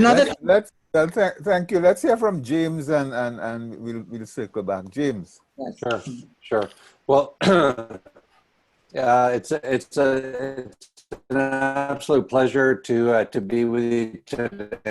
And Professor Garrett, I too, I was very inspired by the words you gave to us, and I'm also inspired by the names of your books. I think they're absolutely fantastic. The purpose for the dialogue for us today is around disruption. So I guess I want to bring these themes to a little bit more of a point around this discussion topic that we're to be focused on. In my mind, the world has been talking about disruption for a decade or longer now, and especially in the last kind of 4 or 5 years with technological impact and digital and cyber and then to your point, Professor Garrett, just being brought even into sharper focus here in the last 4 or 5 months with the happenings around the world. And in my mind, as we think about corporate governance, we think about our role as directors, two big themes I think need to be at top of the radar, and those two themes are around culture and around talent. And there are many, but I'll just raise those two. And I think so often you mentioned culture in your speech, and you said you still hadn't heard a good definition of what culture really is. And I heard a good one a long time ago, which was short and sweet, and it was culture is what happens when nobody's looking. Yes. And in my mind, if culture isn't a key goal of the both board and management to ensure that a constructive, positive culture that can prosper in a disruption environment is in place, then they're not taking a necessary step. And it's a lot easier said than done. But this notion of, even though it's a nuanced topic, I think boards should be talking about culture. They should be focused on not allowing behaviors that don't reflect the culture that they want to represent, by hiring and promoting people who do reflect those behaviors, by taking public stances towards what they believe in as an organization. All these things that forcefully demonstrate the who and why we exist as a corporation. And I think so often culture is not allowed.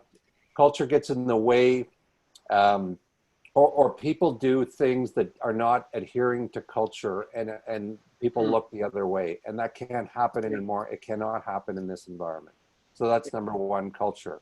Then number two, and then I'll stop here, but talent.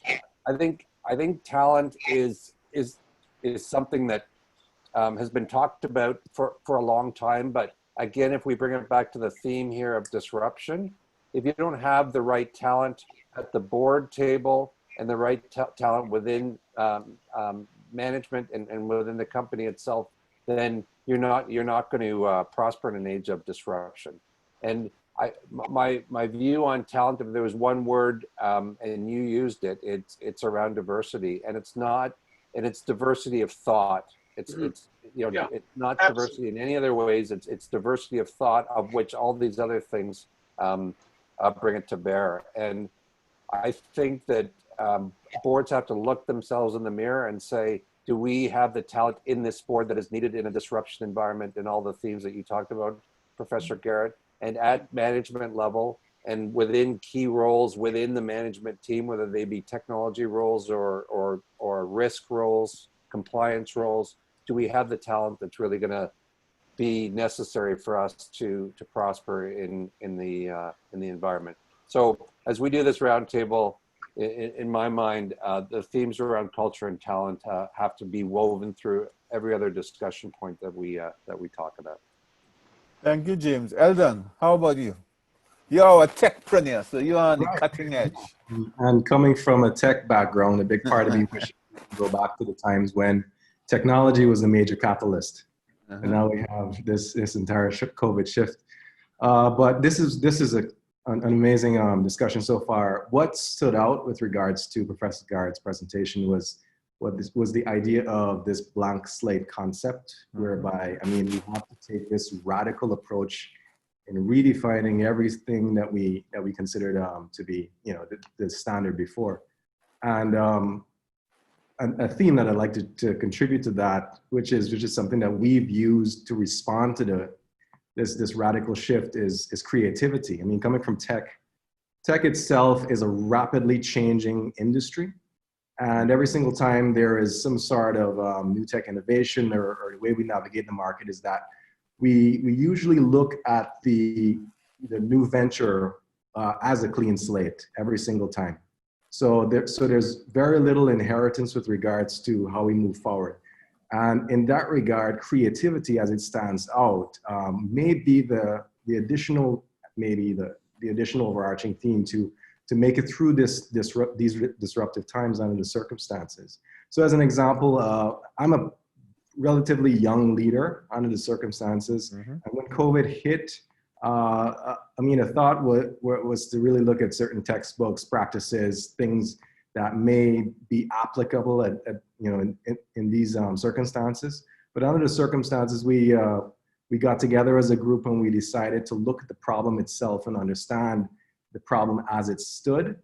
And then we created a solution dynamically from that. So we applied our inventiveness to it. And what this allowed us to do was to liberate and really hit the real issues as we found them. And I was having a conversation not too long ago about entrepreneurship with a colleague of mine.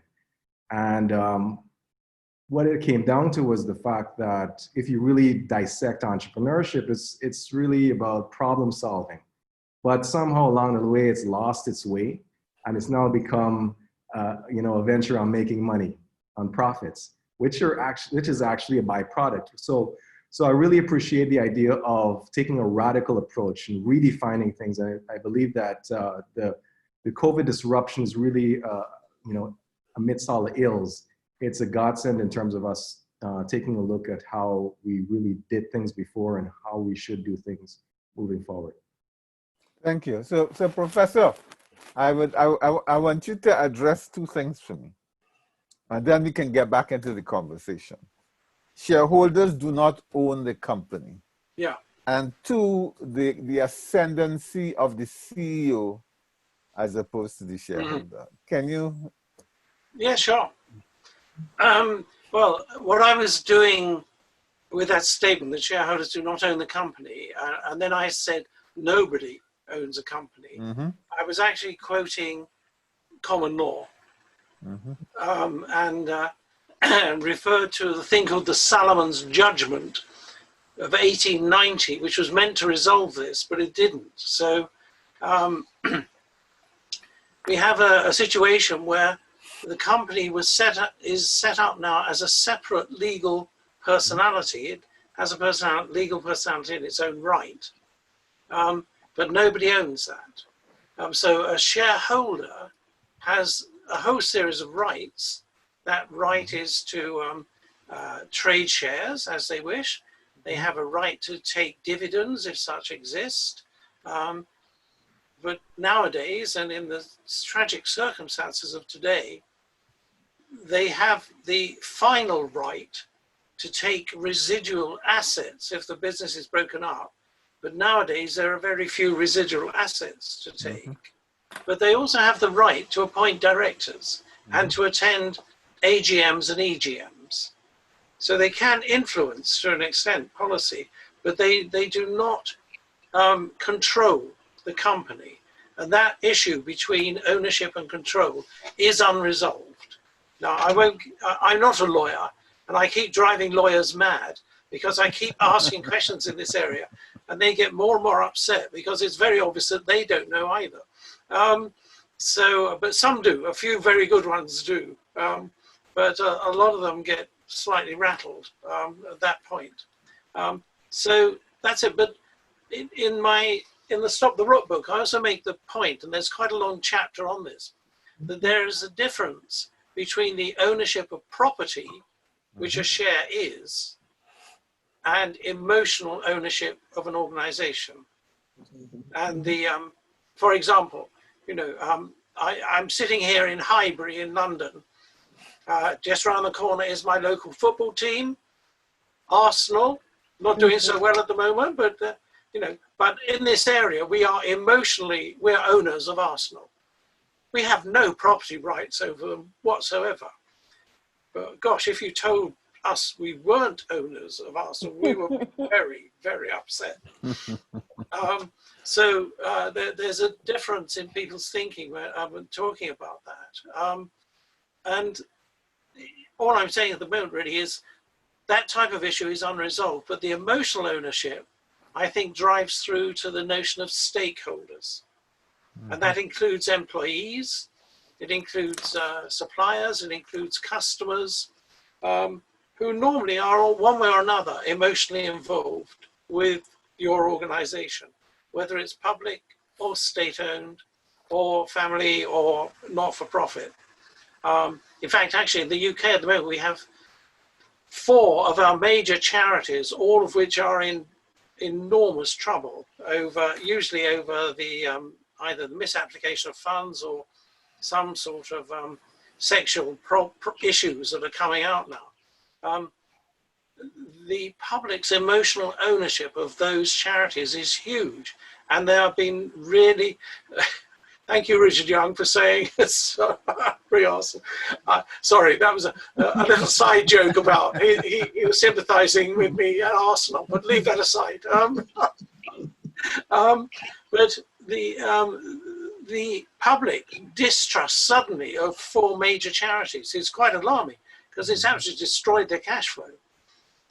And that's where the emotional ownership can actually, in a sense, override the property ownership of what is going on. And that's important. Could I pick up the other part of your question, which is about the triple bottom line? A very simple notion that comes back to stakeholders and emotional ownership as well. When Adam Smith wrote The Wealth of Nations, he mentions in a small part of it that he is worried about the formation of these limited liability companies. And he's worried because, remember this is 1776, he's worried because he can foresee that they could get very large. They could have, he quotes, unlimited size, unlimited life, therefore unlimited license, and therefore unlimited power. And sometimes called the 4 unlimiteds. But what I see happening is that the public are only just beginning to realize that these things can exist, these unlimited issues can exist. And I certainly see it in the African countries I'm working with at the moment. They are beginning to suggest, I'm not saying they're doing this at the moment, but they're beginning to suggest that all companies registered in their country, no matter who the ultimate investor ownership is, they all should have a fixed term license to operate. So whatever size they are, and however old they are, they're suggesting that perhaps every 5 or perhaps 10 years, there should be a public examination of how they are performing in relation to that country. And therefore, the public, and they're not quite sure how to do this at the moment, but through the politicians, will actually be able to grant or stop a license to operate in that country. Excellent. Now that's pretty radical. Mm-hmm. But those sorts of things are being talked about at the moment. I'm not saying they're there, but if you look at the astonishing growth of the middle class in Africa, even in the last 5 years, it is phenomenal. And they are beginning to ask these sort of questions. Excellent.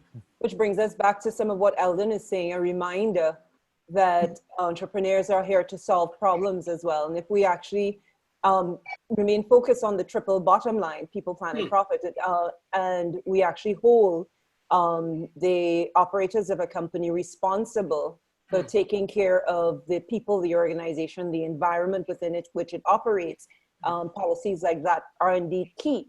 You know, companies should continue to exist as long as they're adding value. The relationship with the stakeholders continues because people are receiving and adding value.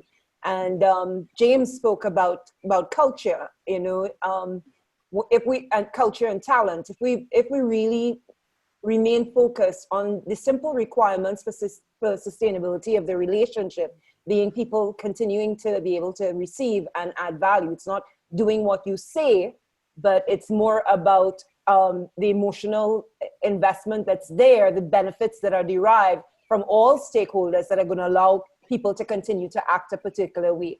People's actions, what they do when you're not looking, are signs, they're signals. What unfortunately very often they're ignored, because in the traditional form of governance is about what we tell you, what we control, and you know, do what we say, and this is why we're here. But everyone's ignoring all of the signals that are telling you that something needs to change, and that's why disruption is so important. And I think what we're seeing with COVID-19 is it's completely disrupted an entire world, right?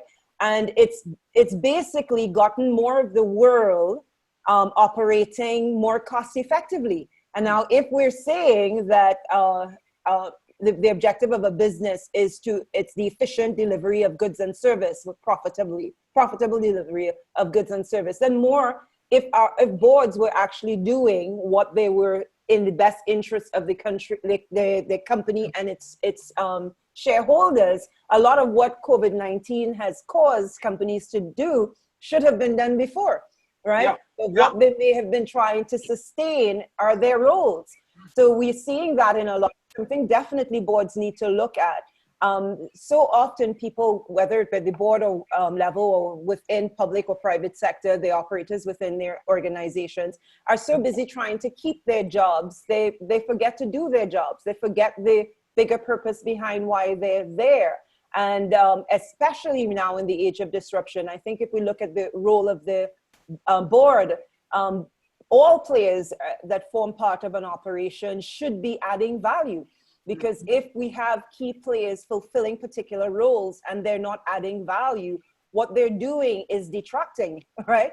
Because they're filling a space that is stifling the organization's growth. And that is something that I think more boards, public, private sector, civil society, have got to really take a close look at. Why are people part of your organization? In most cases, definitely in public and large private sector boards and civil society, people are part of the board because of a benefit they derive status-wise. And they're so busy in making sure that they retain that place to continue to derive that benefit. They don't add benefit. How many boards actually passionately help an organization grow beyond their intellectual contribution as advisors, but in terms of network and reach and talent and innovation and creativity? And that when there is that emotional investment that Professor Garrett spoke about there, when that emotional investment is there, you don't have to ask people to deliver. Steve Jobs spoke about that. When people are emotionally invested and they're passionate about what they're doing and they're loving what they're doing, the vision pulls them. You don't have to push them. And that's what's the powerful thing in the age of disruptive innovation and technology, and really revisiting who owns the organization and who we should give power to, right? It should be always in the best interest of the organization, which includes the cost-effective delivery of goods and services. So if we find very often retaining a lot of costly players in an organization, whether it be through the stipend that's paid to board members, the salaries that are paid to retain talent that we say we need to retain, what's the measure? So I love what Professor Garrett just spoke about there in terms of beginning to assess whether a company should continue to operate if it isn't adding value in the environment. When you look at most countries, I mean, if we take Trinidad and Tobago, we've been speaking about diversification for decades. I mean, the captains of enterprise should bow their head in shame. It's not the politicians that diversify an economy. It's the creativity within the private sector.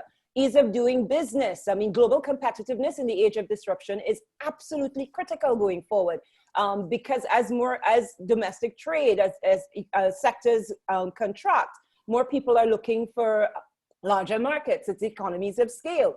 So so ease of doing business is going to feed in significantly to how competitive an organization goes. So the talent you retain has got to allow you to compete at a global scale. It's not that nationalistic view is going. It's global competitiveness. So we need people who are emotionally invested, and the measure of success in meritocracy is what they produce. Entrepreneurs solving problems within their companies and within the environment around them. That's why the triple bottom line is so critical. And I think that's definitely, every nation should look at that. The United Nations have put out a fantastic global agenda that heads of state across the globe contributed to. But how many organizations actually embark upon a strategic planning process that plans from that perspective in terms of what's required in the economy within which they operate? And it could also be because they're not invested in that economy. It's a parasitic relationship. As long as I derive benefit, I can operate here and derive value. If it doesn't work anywhere, I take my money elsewhere. And you create all sort of problems within the environment. So that is public, private sector, and civil society working together to can I come back on that? Yes, Professor. First of all, I do commend the UN Global Compact and the UN Principles for Responsible Investing, which are a very helpful framework. They're not the end of everything, but they're a very good start. I would come back to Eldon, particularly when he was mentioning entrepreneur. And I come not from a business background, but originally I come from architecture and architecture education. And when you're learning architecture, you have to bring together science, technology, arts, culture, all these things, and somehow create an organization within them. And that has always interested me. But remember that, actually, it was George W. Bush, wasn't it, who said that the French have no word for entrepreneurship. It was one of the great quotes of the world, but the French word entrepreneur actually only had a very mild financial aspect to it as it was originally developed. The entrepreneur was the person who created and staged dramas, plays. So the thought of the entrepreneur as a stager of a drama, of which one of the elements is the financial aspect, is always very strong in my mind. Interesting that you say that, because in our economy, we actually do have quite a few drama queens as entrepreneurs. That's quite correct. So the point, James, you want to come in? Yeah, no, I did want to pick up one of the themes that Gillian raised as well, which is the role of the director in the changing environment. And I was on a program about a year ago that they talked about, and this Kamala also brings back your opening remarks about beyond directors being more than box checkers, and this notion of hindsight, oversight, and foresight. Yeah. The role of a director, hindsight, oversight, and foresight. And I think corporations for a long period of time have focused largely 95% of their time on this hindsight. What are the audits? What are the financial statements look like? What's the audit report? Whatever, and oversight, right? But this notion of foresight and forward thinking, and what's our strategy? Who are our customers? How we're going to impact within a broader stakeholder environment. I think as directors look at themselves, and as they look at how we're going to up our game in terms of being the type of corporate director that is required for future success. But I think people looking in the mirror to say, do we have enough foresight at the table from a talent perspective? But also, do we have enough foresight at the table from an agenda time perspective? So are your directors' meetings 99% the first two and you spend 1% on foresight? Or are you reviewing your agendas and looking at backwards at the agenda or the time that the board spent in the most recent meeting and allocating 20%, 25% to foresight, to forward thinking? So Jillian, I just wanted to pick up on that point that you made. Fantastic point, because when you look at most companies, the reasons that very often that they say they haven't spent time on their strategic planning process is because they don't have time. And the reasons they very often don't have time is because they're not planning to have that time, right? Exactly. So if they're investing a lot of activity in historic review, I would say, why spend the majority of your time there unless that's where you want to head? If you want to take an organization going forward, it would make sense that the vast majority of your time, especially at the board of directors level, should be in foresight, right? It should be in strategic planning related activities. It shouldn't even be so much in present. And that's where if you have a strong executive team, especially a strong CEO, they're responsible for the operational plan, fulfilling the board requirements, but they should be doing a really good job in taking care of day to day, right? And the first, the leading indicators are what's key. I was just going to say, and the first step is awareness, right? So yes. Let's have a look at how we spent our last 3 or 4 meetings. How much was it on foresight? What's our goal for our next 3 meetings, and how are we going to make that happen? And it moves from being an esoteric conversation to one that you can actually practically handle, and then you'll be able to see, okay, and who's adding value to those discussions. And even with management, it gives you the opportunity to see your top talent in a different light than what has traditionally been asked about. So I just think in this age of disruption, if the boards aren't looking at foresight, then they're not doing their job. And one more thing on that with foresight that I want to say, very often board members are not doing that time is because if they are not emotionally invested and willing to give more of themselves to the organization, they would avoid a lot of that. Because the more time you spend driving the organization forward, very often it may require more time. It requires more of them. And if their objective is to maintain the title as opposed to contribute, it is in their interest. There's a perception that they're adding value because they attend meetings, they give all the intellectual contributions, but there's no tangible contribution towards taking the organization forward. And we need to understand that people do things to gain a benefit or avoid a loss. And if we really observe what people are doing, if we look at the culture of the organization, in many organizations, there's a high level of procrastination, right? There's a lot of not doing and undoing as opposed to foresight-related action. And that's people actually retaining their jobs.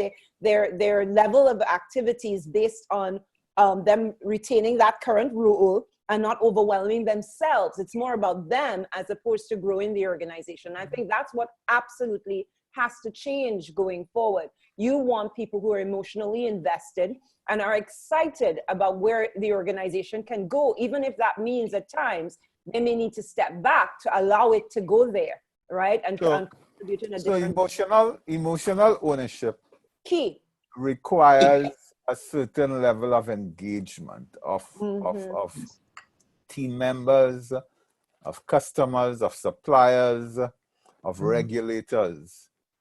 And right now, we have a scorecard in most of our organizations that's focused on profit. It's focused on that bottom line. No, no, it doesn't. I mean, the point though it's not a is that balanced well, scorecard. so no. I'm saying what is. The point is that how do we have a rigorous conversation, a rigorous analysis that shows directors, that shows CEOs that focus on the financial bottom line can lead to short-term decision making that ultimately destroys wealth and value in the long term. Because if you don't have engaged team members, if you don't have really customers that are advocates, if you don't have good relationship with your suppliers and your regulators, you're setting yourself up for failure. Maybe not in the next year or two, but in the long term, you are going to fail. And for me, that's why the triple bottom line is so important. Not that we don't focus on the profit, but that we understand the relationship between the social and the community, the environment, and the profitability. I would want to say that. Claire. Yeah, I would want to say that the balanced scorecard allows for that same triple line because you are focusing on all of the stakeholders. It ties very much into that emotional ownership, understanding the stakeholders. I think when the directors don't take that time to understand that stakeholder profile for that specific organization, that's where they start shortchanging, be it the employees, be it the customers, be it the suppliers, be it even the shareholder. And so the scorecard is a tool that is very necessary to give that balanced perspective. The definition, the normal definition for corporate governance really and truly is directing and controlling the organization. And that directing speaks to, again, that strategic vision, the strategic objectives, the strategic management of the organization. So it means to say at all points in time, that's what you're looking at. That's that foresight. And it means to say the other part, which is controlling. There are so many changes that's happening outside there now, especially, as we said before, in the age of disruption. It means that directors who are effective, they have to be understanding the impact of their, especially this COVID-19, on their strategic plan. They must be able to willingly make that change in the direction of the organization to sustain that organization. And they must also understand the changes that they have to make within their internal control framework. Because, and I would have to say this, policies that the board would have already approved yesteryear, just in 2019, if it is that those policies are not changed right now, they're not reviewed by the board and not amended right now to address the current situation of this pandemic, the organization is going to feel the pain in the short term and in the long term. There will be no sustainability within that organization. So everything has to be changed. So the directors who are just attending meetings for attendance sake and don't have that emotional ownership of that organization, it is not about satisfying the shareholder, it's satisfying the current needs and the changing needs of that organization. So I think someone spoke of that global competitiveness, but you are now doing global competitiveness within closed borders.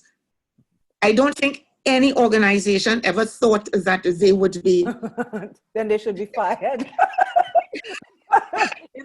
That's part of it. In the age of technology, how long have we entered the information age? And this is part of what so many people have resisted: technology, innovation, automation, creativity.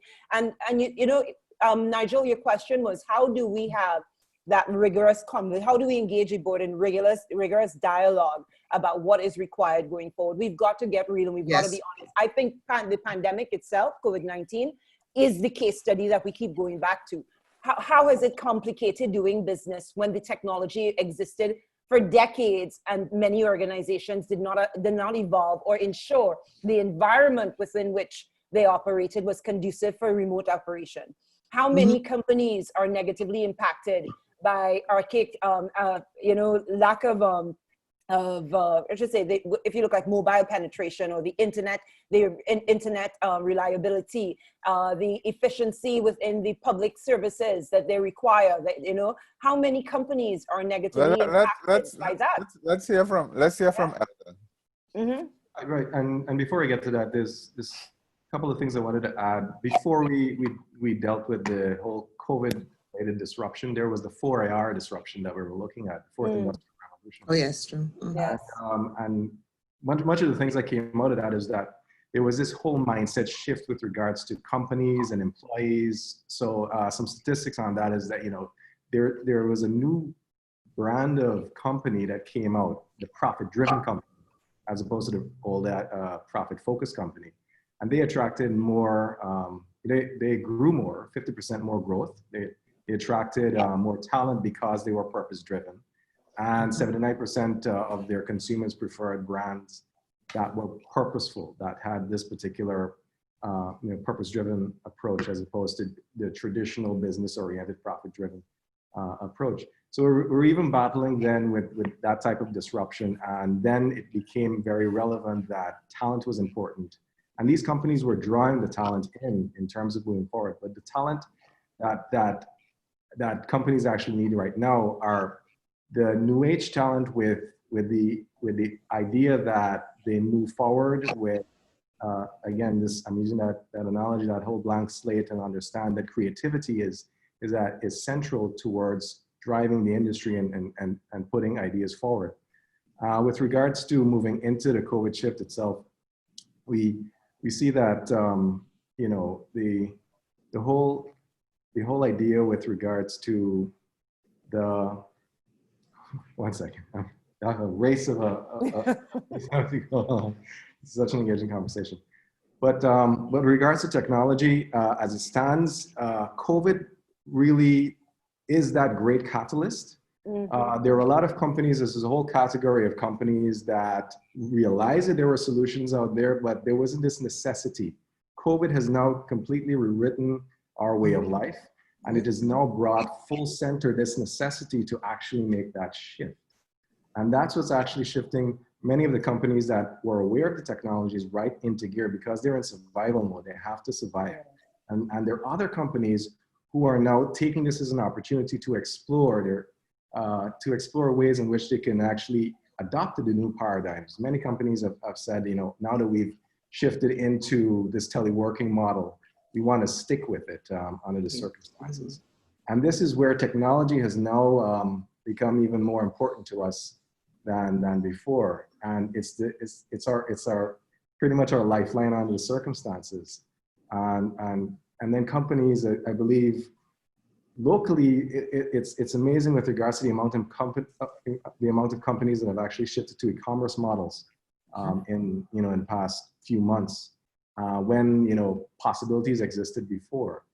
So it's really under the circumstances. There's a category of companies that were aware, but the necessity wasn't glaring. Now they're in survival mode. They're shifting, adopting technologies. But we've been going through the whole progression of disruption, starting with the 4IR, and now we're in COVID, which has added even more challenges to us under the circumstances. So, yeah. The survival element, though, Eldon, I'm glad that you touched on that. While companies are saying they want to survive, the need to pivot, so many companies are resisting it. What they want to do is they want to continue doing business the way they did before. Exactly. And what we've gotten, and that's a lot of the grief that many are feeling is not because there's a lack of opportunity and there's a lack of potential. I mean, there's a ton of potential for growth and innovation and creativity out there, but there's resistance to doing things differently, because this is where they were comfortable for so long. So Jillian, the point is there is always resistance. Of course. And the lesson is that those who resist will die. Yes. our job as leaders, I have a don't question. this will die. Our Yes, job yes. as leaders is to help those who want to be helped, Yes, and to do it understand quickly. how they have to change, how they have to pivot, and how they have to reorganize themselves. Totally Because if agree. they don't, they will die. And you see, we And also it's have the to job of, acknowledge that very often we want to be nice. I think, you know, Yeah. because people genuinely want to be nice to everyone, very often we have contributed to the death of really great initiatives, really fantastic organizations, because, you know, everybody wants to be nice as opposed to real and do what's required for the life of it, you know, for growth, for sustainability. We just want to continue to stay in our comfort zones. And what that does, you're quite right. You know, if you keep resisting change, you will die because things won't remain the same. The one constant is change. And those who fail to evolve will die. And it's the law of evolution as well, you know? The dinosaurs will disappear. Exactly. Jim, Although, you want to say something? Exactly. Yeah, although I would say that the companies I've worked with here in the last 3 or 4 months post-COVID, or not post-COVID, but during COVID, are a lot more open-minded to some of the changes that need to be made than what was the case before. So I actually see it as glass half full. I think this is going to cause many companies to think about the impending change and what they'll need to do to survive and potentially to thrive in ways that we wouldn't have been able to do in a business as usual setting. So as directors, I think our job is to ensure that that type of engaged dialogue happens at the board table, and that we oversee more than just notional thoughts on this, but practical actions, and it makes its way to board agendas, and it's a topic that we help steer at the director level.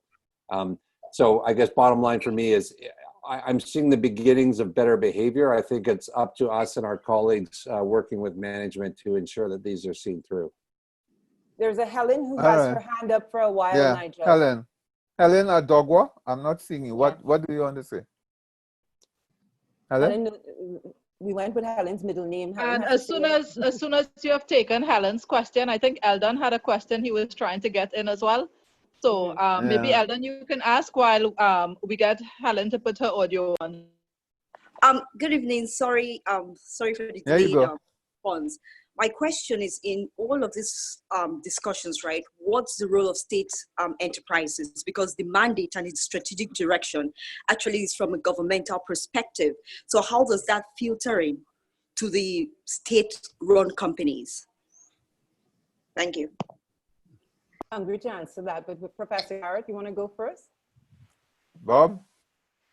So I apologize. I missed the sound cut out in the last 6 words. What Helen was saying, and Helen, correct me if I'm wrong, she's saying, what in the context of the discussion so far, what's the role of the state enterprise?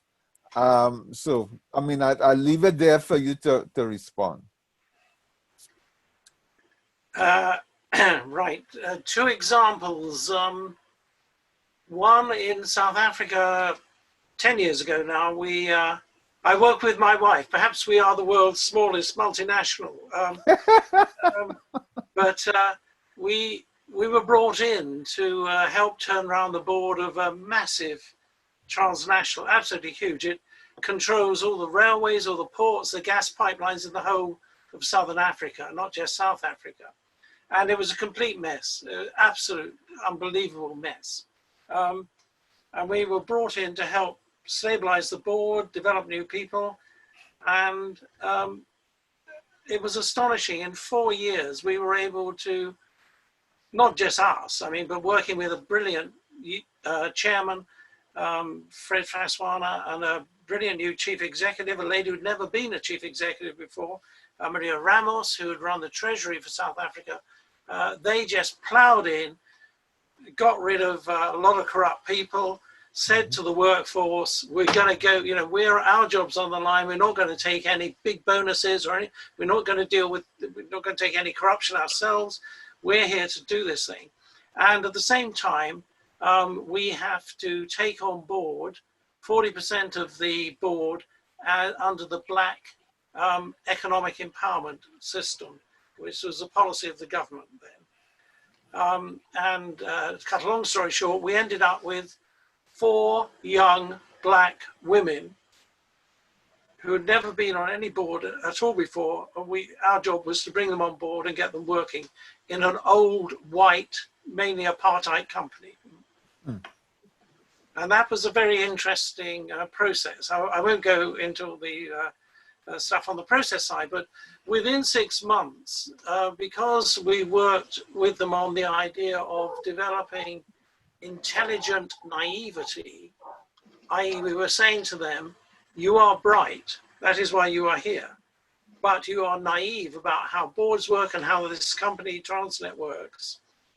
You have the right to look absolutely foolish around the boardroom table by just asking any question you want. And within 6 months, the other board members will begin to say, I have a right for intelligent naivety as well. There are things that are now being asked around this table that I've been wanting to ask for years, and I've never had the courage to say so.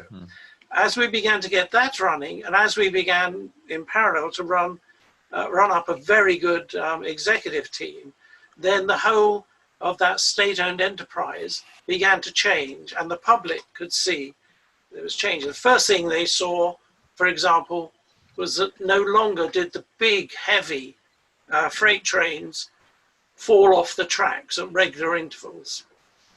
The trains actually made to stay on all the way to the ports. That was noted by the public because it meant all sorts of things were happening in the economy that were good, and so on and so forth. So the role of the state-owned enterprise, I think, is very important there as a bridge between governmental policy and executive delivery, usually at a very high level and a very national level.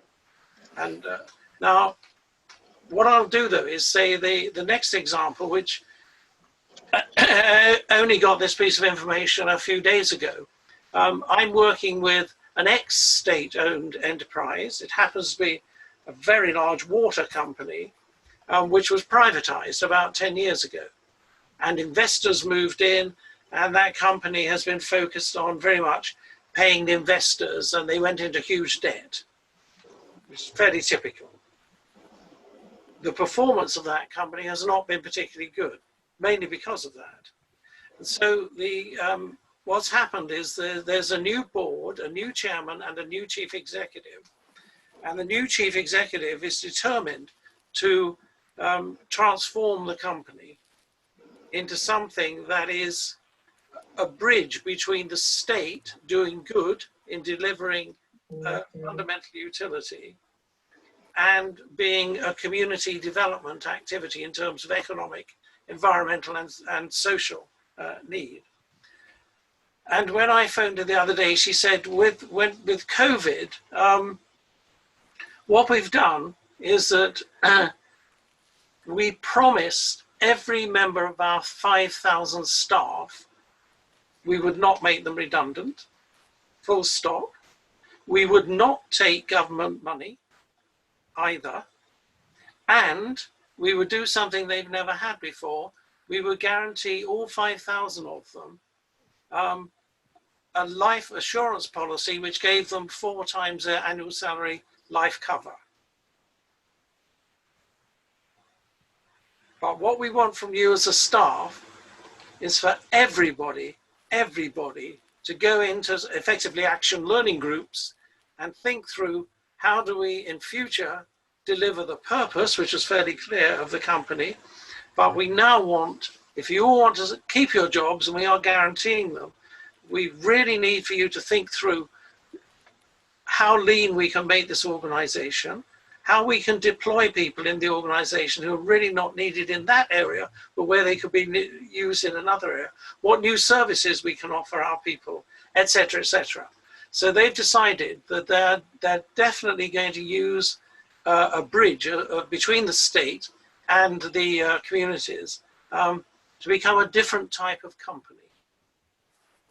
So let me just ask Terry to ask his question, because it's the question that I've been thinking about. Terry, you want to share your question with us, or do you want me to read it? You go ahead. Terry, I missed your question. My apologies. Go ahead, Terry. Well, you know, I've been listening carefully to the conversation, and I'm just wondering whether or not we want to entertain, or ought we not to entertain some narratives. I've been hearing things that COVID-19 is going to transform or rewrite your life. I don't know where that notion comes from. It is a pandemic, it is true. It is a virus, it is true. And people are working on therapies and they're working on a vaccine to overcome the problem. If we sit on boards or we sit in governments, should not one of the scenarios we develop and work with is a scenario in which we find a vaccine, we find effective therapies, as we did with previous viruses and so on, and life goes back to normal. Is that not a narrative that we should sit down and think about? This whole notion about COVID-19 transforming everything and so on, I find quite mind-boggling. I don't know where people are getting this thing from. Exactly. The other things that the notion, Bob raised the question about Adam Smith, who's well known to economists because that's where economics started. And the point about Adam Smith was that Adam Smith was talking about the division of labor. And he was talking about how societies increase and generate wealth. That's what it's about. He also did write the theory of moral sentiments because he was a moral philosopher. But the wealth of nations is about how you organize economies to be more productive. Thomas Paine, who's rather more important in terms of the Declaration of Independence for the American Constitution, was focused on the question of the separation of powers. In other words, the important point that we need to constrain power wherever we need it. And the idea of separation of powers, meaning I have a legislature, I have a judiciary, and I have the executive, and I constrain their power. They mutually work to constrain each other's powers. And the same thing must be true as when we act on boards, as boards of directors, that the power of the directors constrains the power of the CEO. That's part of what we do. So I was just hoping that I was going to hear some alternative or counter narratives to what I found to be a remarkable unanimity of view, that everybody lined up behind these notions that we are going to have this. I don't know. I am just, let me just say, for by 2021, 2022, my way of thinking about the world is that we are going to go right back to what we were doing before in 95% of the businesses that we operating and worked in the way that we did. All this thing that we have about Zoom and people working and teleworking and so on, I am predicting that for 95% of businesses, they are going to go right back to what they used to do before. That's my prediction, but if people want to believe that the whole world is going to be turned upside down in the next, year, well, what can I say? I guess I'm too old. I absolutely have to say something. I want to link to some of what Terry is saying. Please, moderator, may I? Go ahead. Okay. Helen asked the question, what's the role of government? I mean, I know Terry has expressed this view, everybody talking about the whole world changing. And, he really does believe that things are just going to go right back to normal. And I want to link to the role, I want to answer the question about the role of government. People also need to understand what government is and who constitutes government. We very often confuse government with party, right? Government is the governing of an entire nation, and we all play a part to that. There is the party in power, there's the opposition, there is civil society, there are the independent senators, we all play a part. So in the role of government in all of this is the effective mobilization of all resources towards a national vision, not necessarily a party vision, in the best interest of the country it governs. So the one fundamental difference in terms of what the government has that other operators would not is a national responsibility, right, and oversight. And therefore, when government speaks very often, it has no resources, it's lost sight of its role. government's resources are everyone's resources. Government's resources is effective use of the resources that are available across nation. That means it's failed if it doesn't have access to a national skill database, effective relationships, public-private partnerships, working with civil society. Government is using all the resources in the nation, right, through effective policies and negotiation of partnerships that allow people to collaborate towards a greater good that benefits all. And that's where we lose sight. So when Terry, when you speak about are we going to go back to normal and you know where all this change is going to come from, some of the fundamental changes, people have realized that they can more effectively deliver their goods and services without spending the enormous amount of money that they previously spent. That's a fundamental change that will absolutely take place for many corporations because it's requirement one now to survive, all right? All nations have gotten now an eye-opener, especially private sector, not public sector, because one of the things that we have to also remember through all of this, because public sector has access to the nation's resources, public sector has not felt the financial pain in terms of the actors within public sector, the politicians, the public servants have continued to be compensated through this entire thing. That's not been the case for much of civil society and the business community. We have felt the financial impact of the pandemic. So we will do things differently. The vast majority of the business community, especially those that will term themselves as captains of enterprise, will ensure that their ship continues to sail, and they will drop a lot of the dead weight that will, compromise their ability to do so. So those are fundamental changes that will take place. And I think key is to achieving this massive change is what Helen's question posed on, is government understanding its role. And that means all parties, a nation needs to understand who constitutes government.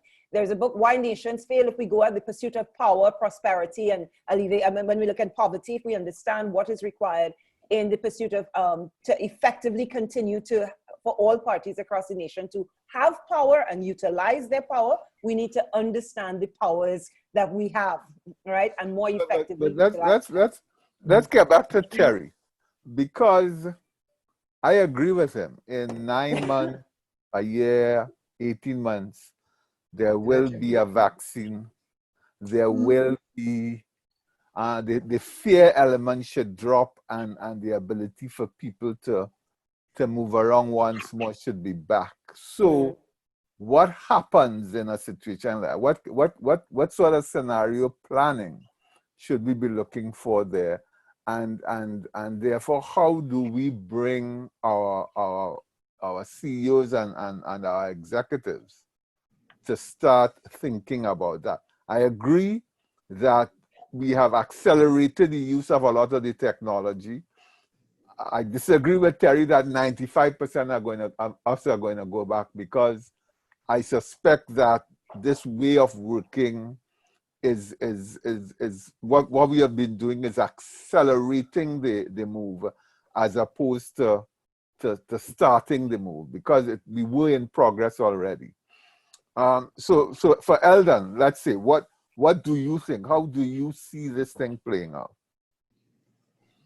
Right, so I'm thinking that should Terry's theory hold, it would mean that COVID would make absolutely no behavioral changes to our society.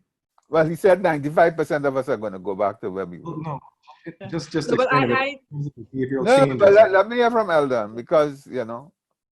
Yes, but I want to ask that to Nigel. I wanted to get Eldon's perspective, because Eldon, from the point of view of someone who is younger, because I listened to Terry and I understood, how he could feel what he is feeling, but with young people, I see tremendous change happening. So I did want to get your perspective. So that from that point of view, I really agree with Nigel. Let's hear what your thoughts are in terms of what the impact of COVID-19 is.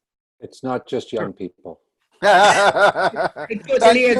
Okay, No, so it's not corrected. That's the point. You don't waste a good crisis. Go ahead, Eldon, and then James can jump in, and then maybe Lewis, because these are young people. It's unprecedented. And again, the behavioral change that we will obviously remember should COVID eventually go away and we get back to normal, will be remembered by us, and that will be ingrained in practices that we would have adopted. I agree. And in terms of just rewriting those practices, just snapping back, it's highly improbable that we will do that on at 100%, or at least near 100%. Under the circumstances, it's, there's certain awarenesses that are created, especially within business, that now that we've shifted into this mode of operation through necessity, yes, of course, it's not necessarily something that we would have considered otherwise, but now that we're in it, we are experiencing certain unexpected benefits of it. So why should we snap back when things return to normal? So those questions might be asked by persons, by organizations as well. But just to extend while I have the floor, in terms of governance in general, again, to address disruption, we need to figure out a way to maintain this fluid mindset.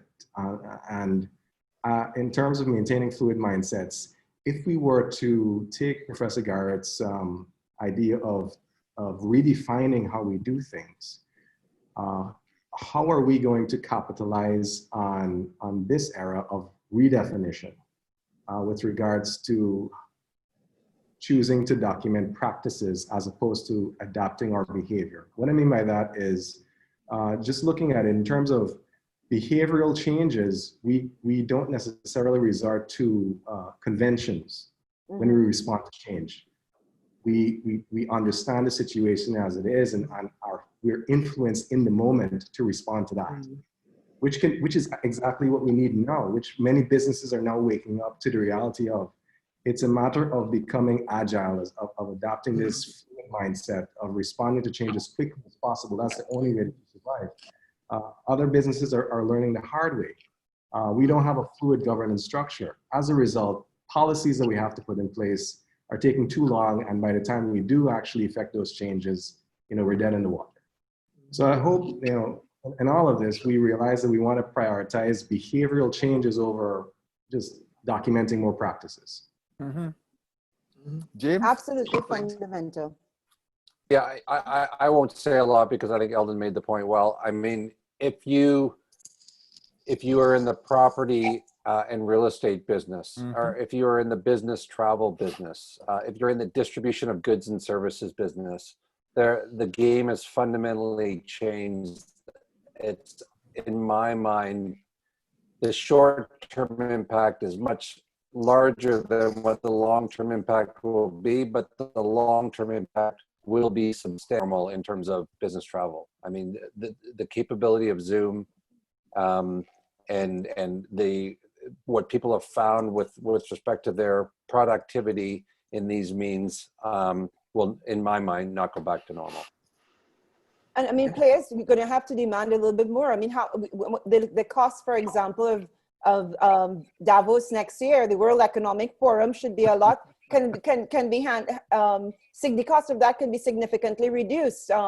Politicians and their massive entourage, we've got we need to ensure that more time is invested in all players understanding our role in government and our role in governance. And I think that's a key part in the behavioral change. What we've got is we've got an environment that has forced us to emphasize development, the need to develop people, to prepare people that would not have been prioritized before. And I think we've got to run with that. The behavioral changes are absolutely critical.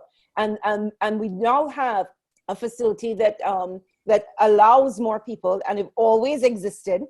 It's an awareness that we always had a way to more cost effectively host meetings. We always had a way to reduce traffic on the roads. We need to not forget that.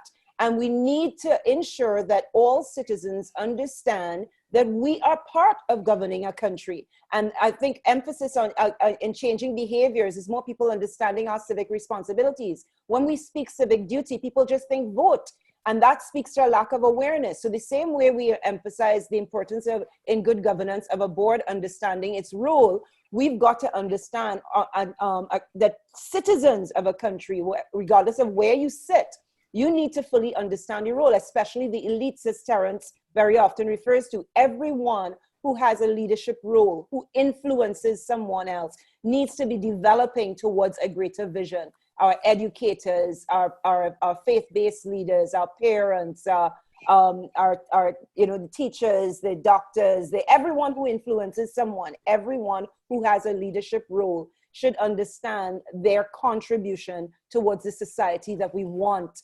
And that's what I think Terence has fundamentally changed. Terence has put his video on and that's Terry's on. Let's hear from him. Terry's on. No. So let's make a couple of sort of minor points. One is, it is not going to be the case that every business will change, because there are some businesses, as we've discovered with COVID-19, that can't change. There are some things that you can't do remotely. No. The assembly of cars and the assembly of planes in the Boeing factory cannot be done remotely. I'm sorry, guys. You all are talking about office workers. People put documents which showed what proportion of people within particular industries were able to work effectively remotely. There are many industries where people can't work like how you all are working. You all are intellectual. Some people, Terry, some people. Hold on, Gillian. Let him finish. Right. So that we have to recognize that it has always been the case that some can't move remotely. The point is, the second point, well made by Eldon and by James, is that in fact we have made some changes. In other words, COVID-19 has accelerated certain things that were already happening, but already encouraging people to go online. We've been trying to get people out of the banking halls for years. It's now provided an opportunity for us to accelerate that process. So there will be some acceleration of change through this, but the trends were already there and they were already happening. And the final point that I want to make about all of this is that about human behavior. And Bob mentioned an important, he talked about nudging. And the last 20 years, the whole field of behavior, what is called behavioral economics, has developed. And a very important book called Nudge, which Bob obviously knows about, right, has written in terms of how you influence and change people's behavior. The point being that changing people's behavior is extremely hard. Very hard. Extremely difficult. People behave in a particular kind of way which they've been socialized into doing. Getting them to change that in a fundamental way is going to be very hard. People, all of us, go out to dinner and sit down for the dining experience. We don't go to dinner in a restaurant for the food. We go in-house dining experience. Is that going to change? I am sorry, guys. Once the thing is over, we are going to go back to restaurant evening with our friends and sit down in a restaurant and have dining. We are not going to do curbside pickup. Yep. That's what I'm saying. So if we believe that there's going to be this fundamental revolution in all areas, all industries, all services, I'm sorry guys, it is not good. I don't see it happening, and I don't think it's in fact going to happen. Human nature being what it is, people gravitate back to what they've been accustomed doing, what they were comfortable doing, and I believe that we should plan for that. If we are planning for the alternative, let's also plan for this alternative scenario.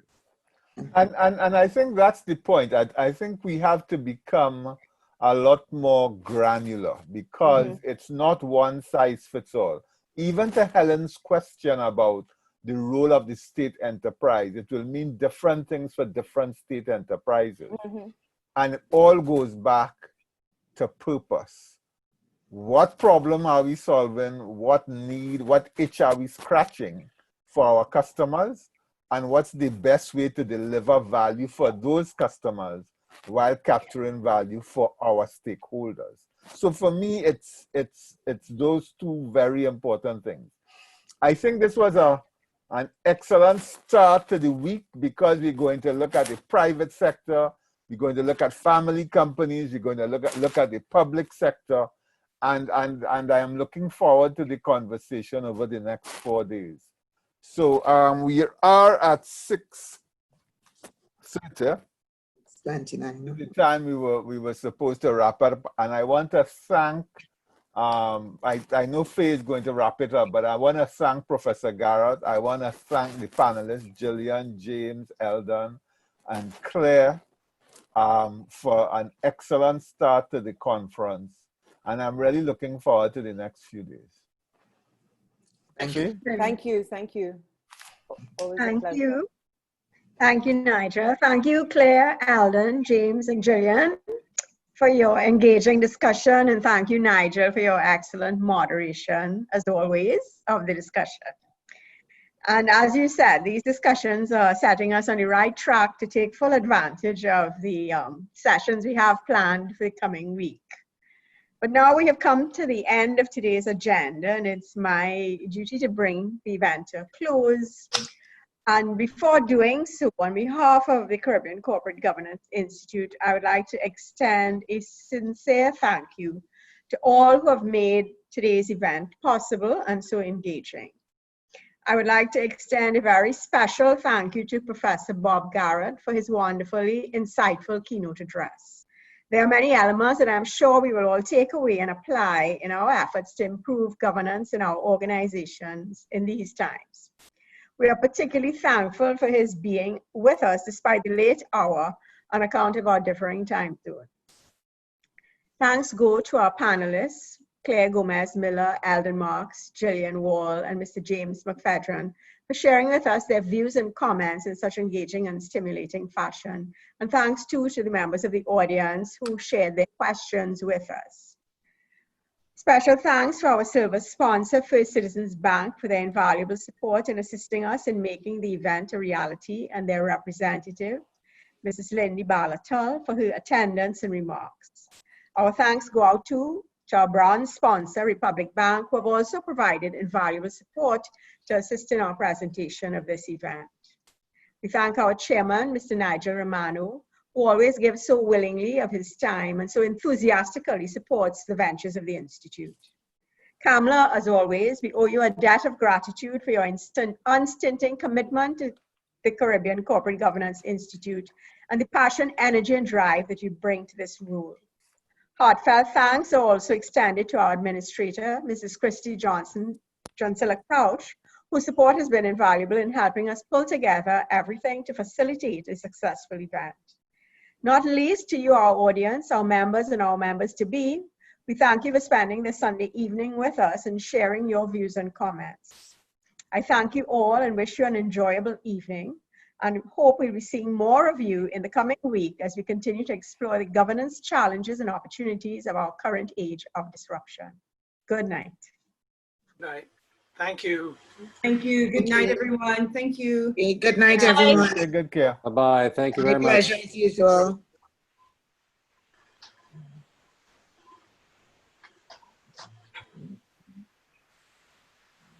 Okay, Christy, you can stop the recording now. Hopefully, if there are any participants still on, we would